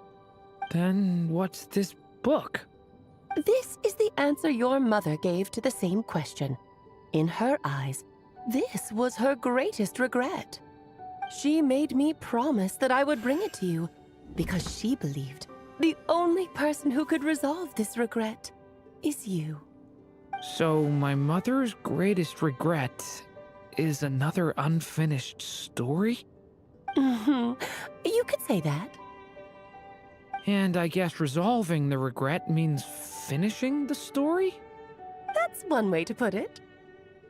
Oh, is a straight answer too much to ask for? Her answer was quite the opposite of what I'd expected. But oh, how touching it was. I'd love to tell you what she said, I really would. But that would spoil the plot, and we can't have that. Spoilers ruin everything. Oh.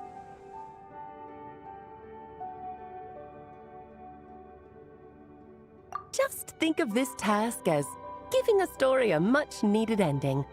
All I ask is that you do your best. I understand. But I only just started learning human script, and I don't have any writing experience at all. Relax. Why else do you think your dear aunt went and found you two such wonderful helpers? With their experience, you'll have so many story ideas you won't know what to do with them. So don't be shy to ask lots of questions. Yeah. If it's to help Durin fulfill his mother's dying wish, then we're in. Aunt Alice, could I ask, what kind of story was my mother hoping to write? I had a feeling this might come up, but that answer isn't mine to give. You'll have to find it yourself, here inside this book. Don't worry. We'll help you come up with loads of ideas. Yeah, let's find a nice spot where we can settle in and read through this thing. We could even get some snacks, too. Oh, the actual process might not be quite the walk in the park you're imagining, Paimon. Why's that? Because when Em created this book, she borrowed my magic. In other words, it's not a book you can just pick up and read. It's a magical book. Its chapters are scattered through memories of the past. Gather them all, and the book will show you its secrets. So, where are we supposed to find these memories? Em left a trail of clues for each unfinished chapter. Follow the hints, and you'll find them. Oh, and when it comes to adding to the story yourselves, you'll need to use this. And this is... This, my dear little Paimon, is the ink Em left behind. Infused with a little of my own magic, of course. If you're planning on writing something inside the book, you'll need it.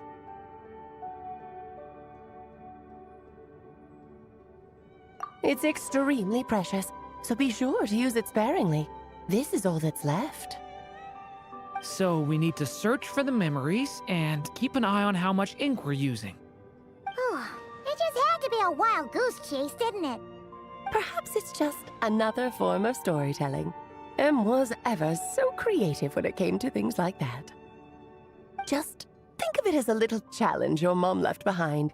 Who knows? There could even be a mysterious prize at the end of it all.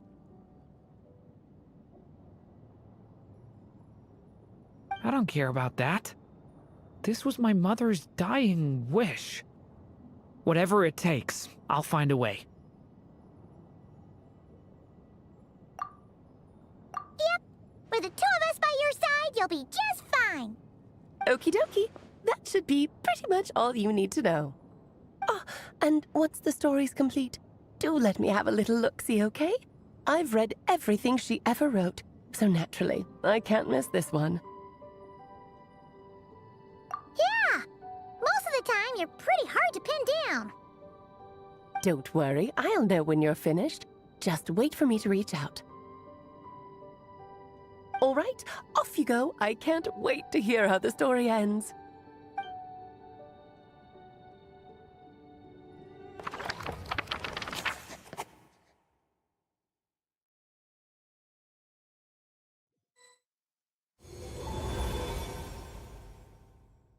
Oh, here we are again.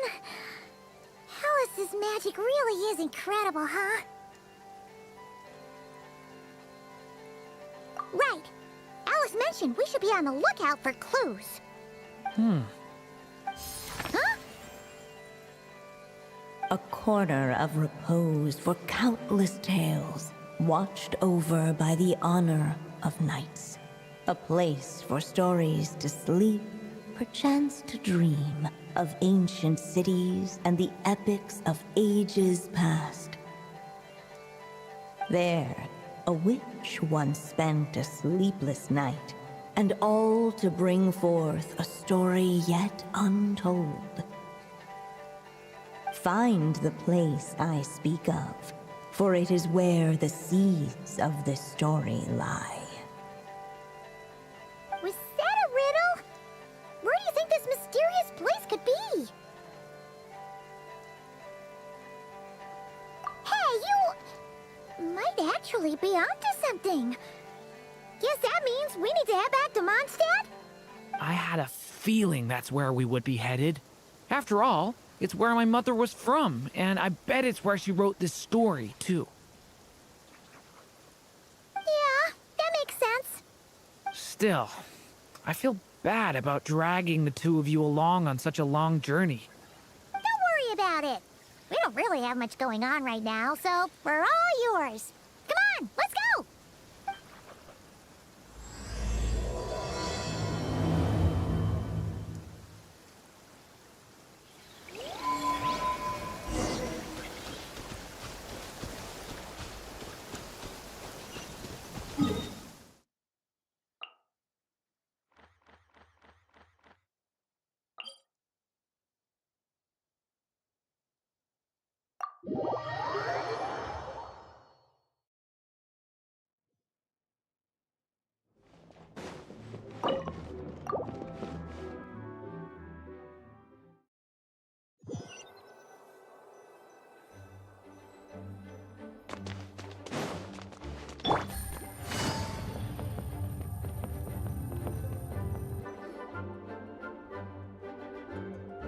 Back in the Mondstadt Library, huh? Talk about a trip down memory lane.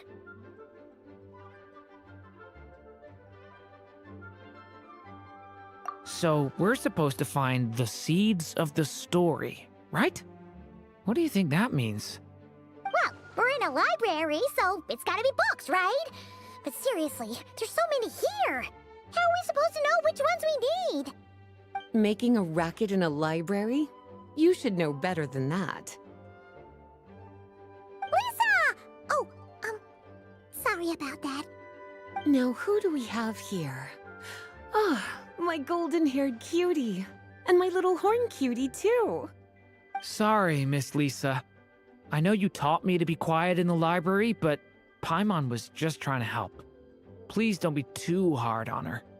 Well, it has been far too long since we saw each other, so I suppose I can let it slide just this once.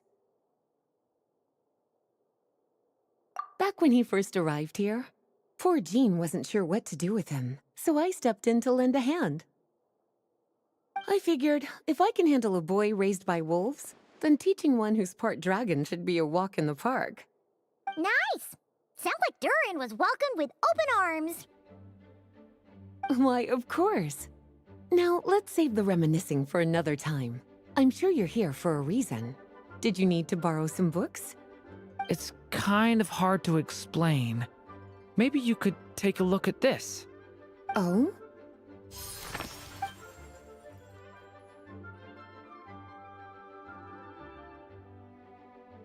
Ah, I see. These so-called seeds of the story must be the books that inspired its creation. That's just how it is with stories. They grow out of the tales that came before them. And that mage, I can almost picture her here, hundreds of years ago, scribbling away at one of these very desks. But we don't know anything about this story. How are we supposed to figure out which books inspired it? As it happens, just before I found you here, I was looking into something rather peculiar. One of the knights reported seeing some books that weren't listed anywhere in our catalog. Stranger still, just as he went to reach out for them, the books vanished into thin air. And then, a while later, while he was browsing through other shelves, there they were again. Seriously? That particular knight knows this library inside and out. I'd be very surprised if he was seeing things. Something tells me these might just be the magical books you're after. According to the report, There are 3 of these books in total. I'll be relying on you to track them down, cuties.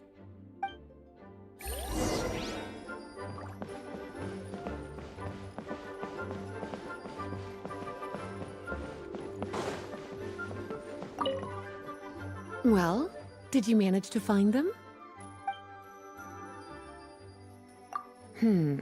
Seems like there's still some missing. Why don't you try checking the other shelves?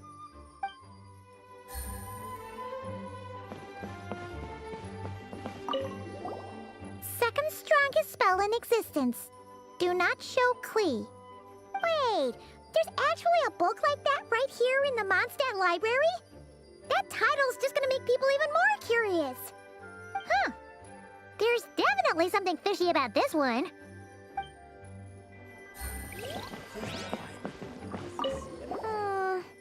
Let's hang on to this one for now. Could be one of the ones we're looking for. It's one of M's, after all.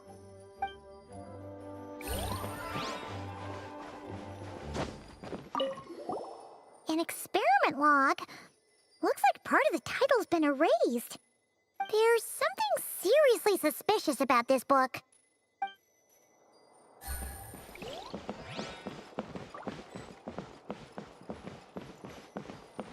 Oh, wait!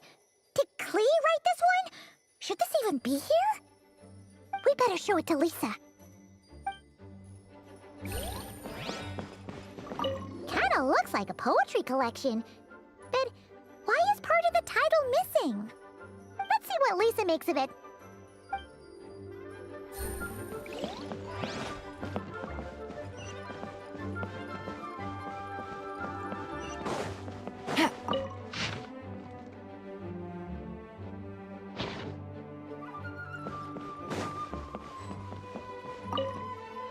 Well, did you... This book definitely doesn't belong here. Yeah, we could tell just from reading the title. Albedo was the one who brought it in. He suggested I place it on the restricted list and keep it sealed away. Why? He said it's full of forbidden alchemical formulas, some of which could even result in the creation of dangerous monsters. Apparently, the danger it posed was so great, he didn't even feel like it was safe to carry around or keep it in his workshop. Really? Definitely sounds like it shouldn't be here then. Still, if that mage read this book too, it must have been written a lot earlier than I'd imagined. Well, did you manage to find them? Truly extraordinary, and certainly not the kind of thing that should be just lying around. In fact, Miss Alice gave strict instructions about it. So, it's some kind of book of spells? Paimon's guessing magic this powerful should be kept a secret. It's true. This book does contain one of Miss Alice's spells. But honestly, virtually no one could actually pull it off, even if they tried. The only reason it's even meant to be in the restricted section is because we can't let Klee get her hands on it. After Klee was born, Miss Alice advised us to seal it away. She even added that little subtitle herself. So, it's to keep it away from Klee, huh? Does that mean she could use it to cause even more mayhem than she already does with Jumpy Dumpty? No, that's not it. As Miss Alice herself put it, letting Klee see it too early would spoil the surprise. Well, did you manage to find them?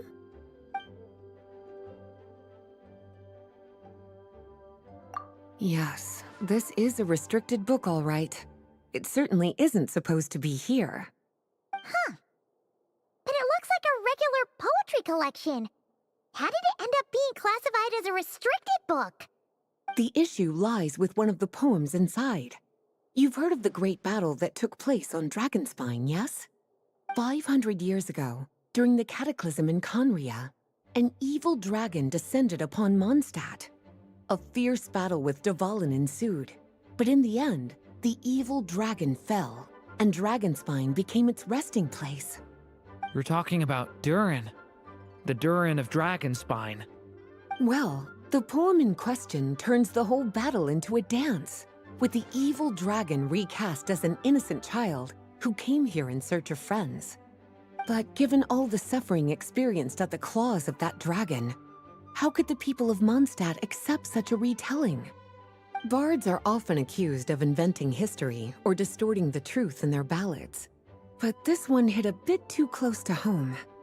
And since the knights back then were unable to track down the author, they decided to ban the entire collection, blot out the title, and seal it away for good.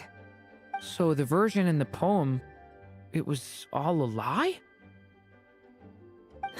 I'm afraid that question is something only the dragon himself could answer. Well, would you look at that?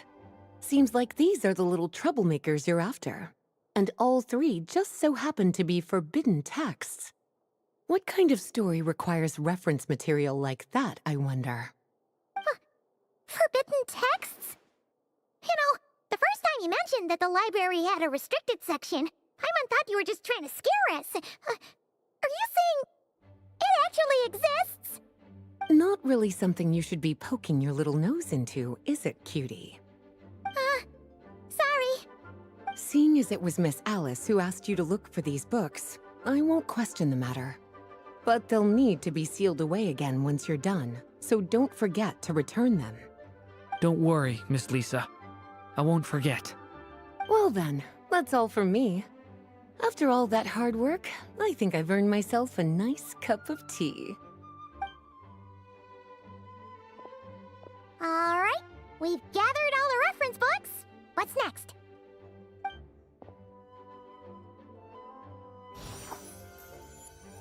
Wait, look!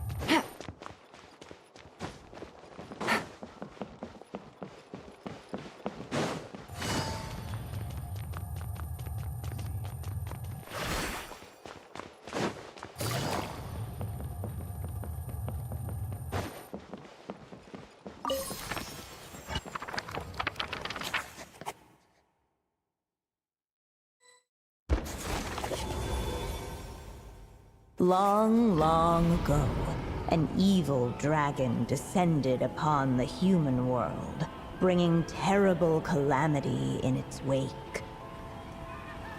Bravely did the people resist, until at last, the dragon lay slain.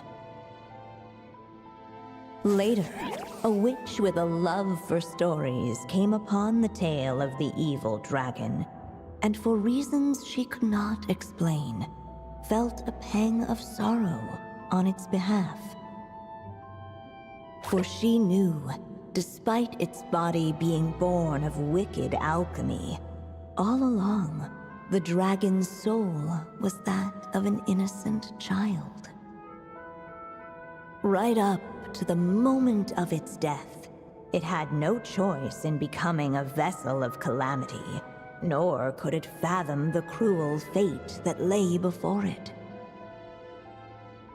Though the witch had a love of stories, she was not pleased with how this one ended.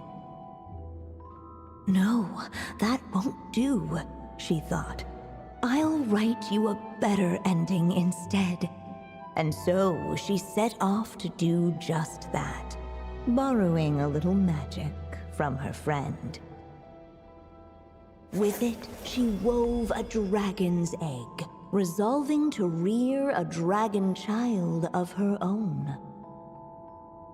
Yet long in thought she lingered, wondering what kind of world her little dragon ought to behold upon waking.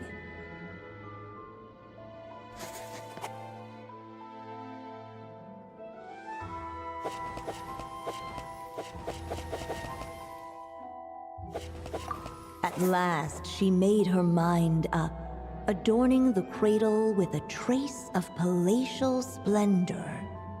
Then, she quietly waited for the egg to hatch.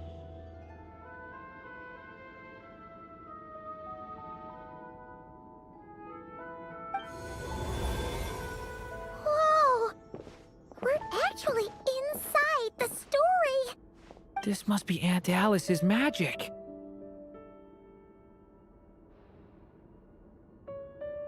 Yeah.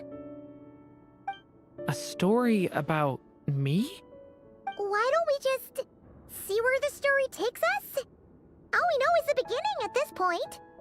Okay. And now a golden-haired traveler, a silvery sprite, and a dragon-born youth step onto the stage. What new chapter will their arrival bring? Whoa! That came out of nowhere! Was that the same voice we heard just now? Yeah. But why does it sound so familiar? I've missed this.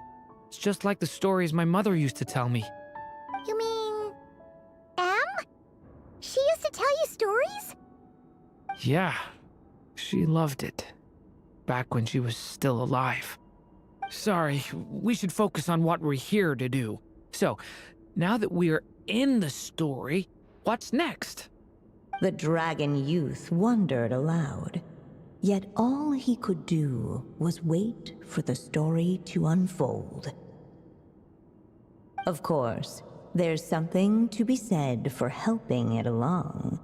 Perhaps a little exploration could prove fruitful. Oh! Is that a hint?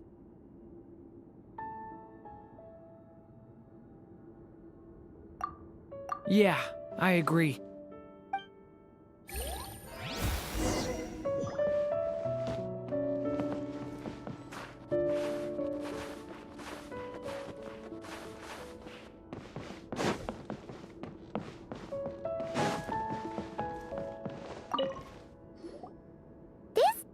Doll is meant to be the witch in the story, right? Wait a second. All the people we've seen that look like that turned out to be mages from the Hexen Circle. Do you think the witch in this story is one of them too? My mother had a hat just like this. Then, the witch must be Em. Looks like this story really is about Durin, huh? Whether the sprite spoke true or not, it had little bearing on the story at hand. For in that moment, what mattered most was not that she was a witch, but a mother waiting for her child to hatch. Let's keep looking.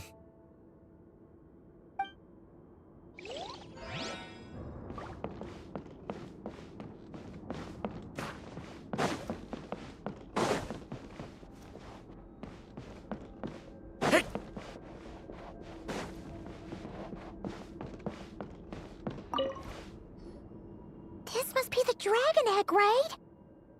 Looks like it's gonna hatch any moment now. So we've got a dragon egg about to hatch, a witch who loves stories, and that evil dragon we heard about at the beginning. Yep, it all adds up. This is my story, isn't it? Okay, so how are we supposed to help the story along? It feels like all we can do right now is wait. Apparently, it hadn't dawned on the group to look for a way to help the egg hatch faster. Oh, right! We're at the point in the story where we're waiting for the baby dragon to hatch, so that has to happen before the story can continue. With the flames at his command, perhaps the dragon youth might be able to provide the egg with sufficient warmth. What? You want us to roast the dragon egg? The silvery sprite's surprise betrayed her lack of reading, For in countless tales it is told that only by fire's embrace will a dragon's egg hatch swiftly. Huh, you kinda have a point there. Okay, I'll see what I can do.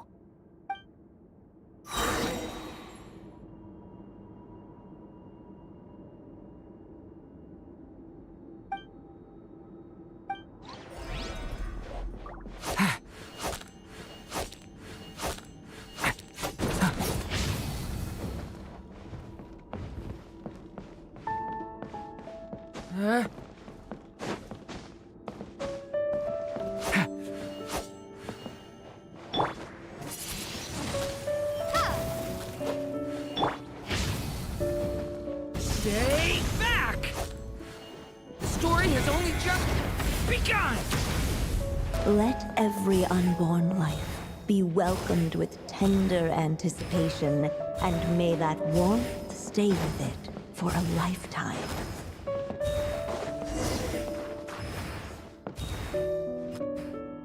At last, under the witch's expectant gaze, the little dragon broke free from its shell. No living being has ever decided the moment of its birth. You were no exception, my child. I brought you into being because I willed it so, just like the witch who created that evil dragon. But I promise you this. Your birth was wanted. You are loved, and you will have a different fate than the dragon that came before you.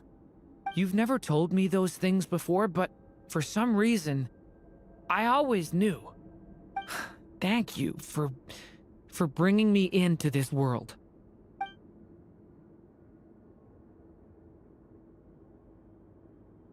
The waiting witch did not feel lonely, for she had 3 visitors by her side. Together, they beheld the hatchling's first breath of life. Holding her dragon child close, the witch promised him a life unlike that of the evil dragon. And so, nestled in his mother's warm embrace, did the little dragon's story begin.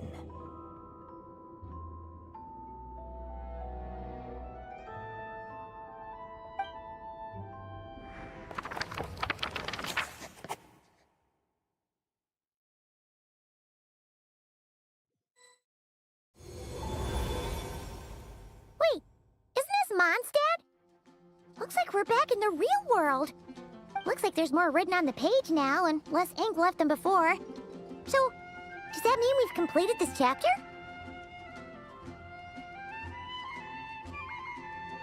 Yeah, but why does M seem to think that the story isn't finished yet? Durin broke free from the curse, came into this world with a new body, and even made a bunch of new friends. That already sounds like a happy ending to Paimon. True. Everything's always so mysterious with these mages. Guess all we can do is wait for more clues. Huh.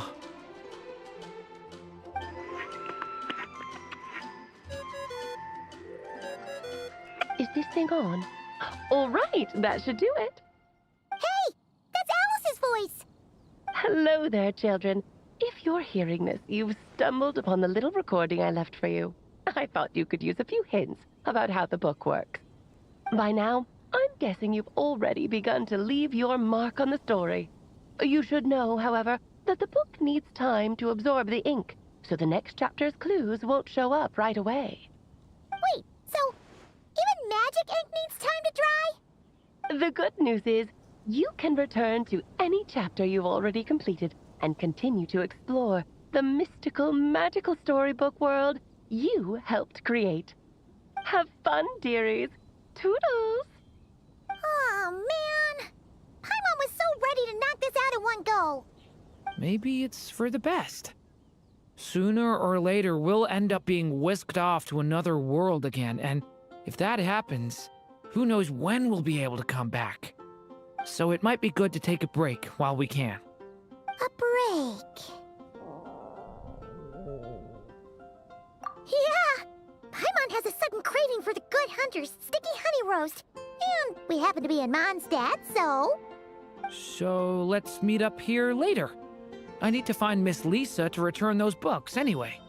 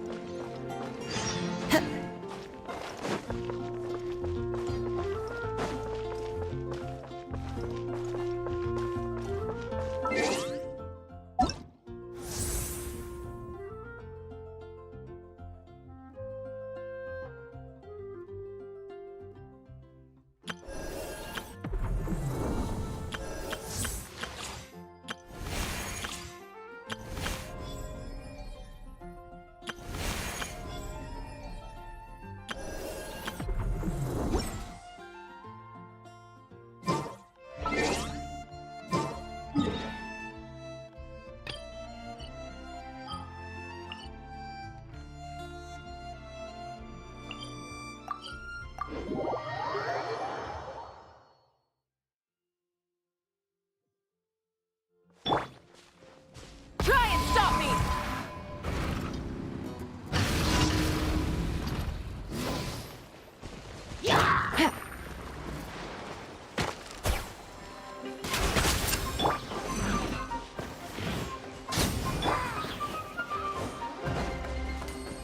Into the wind! Fallen leaves, adorn my night!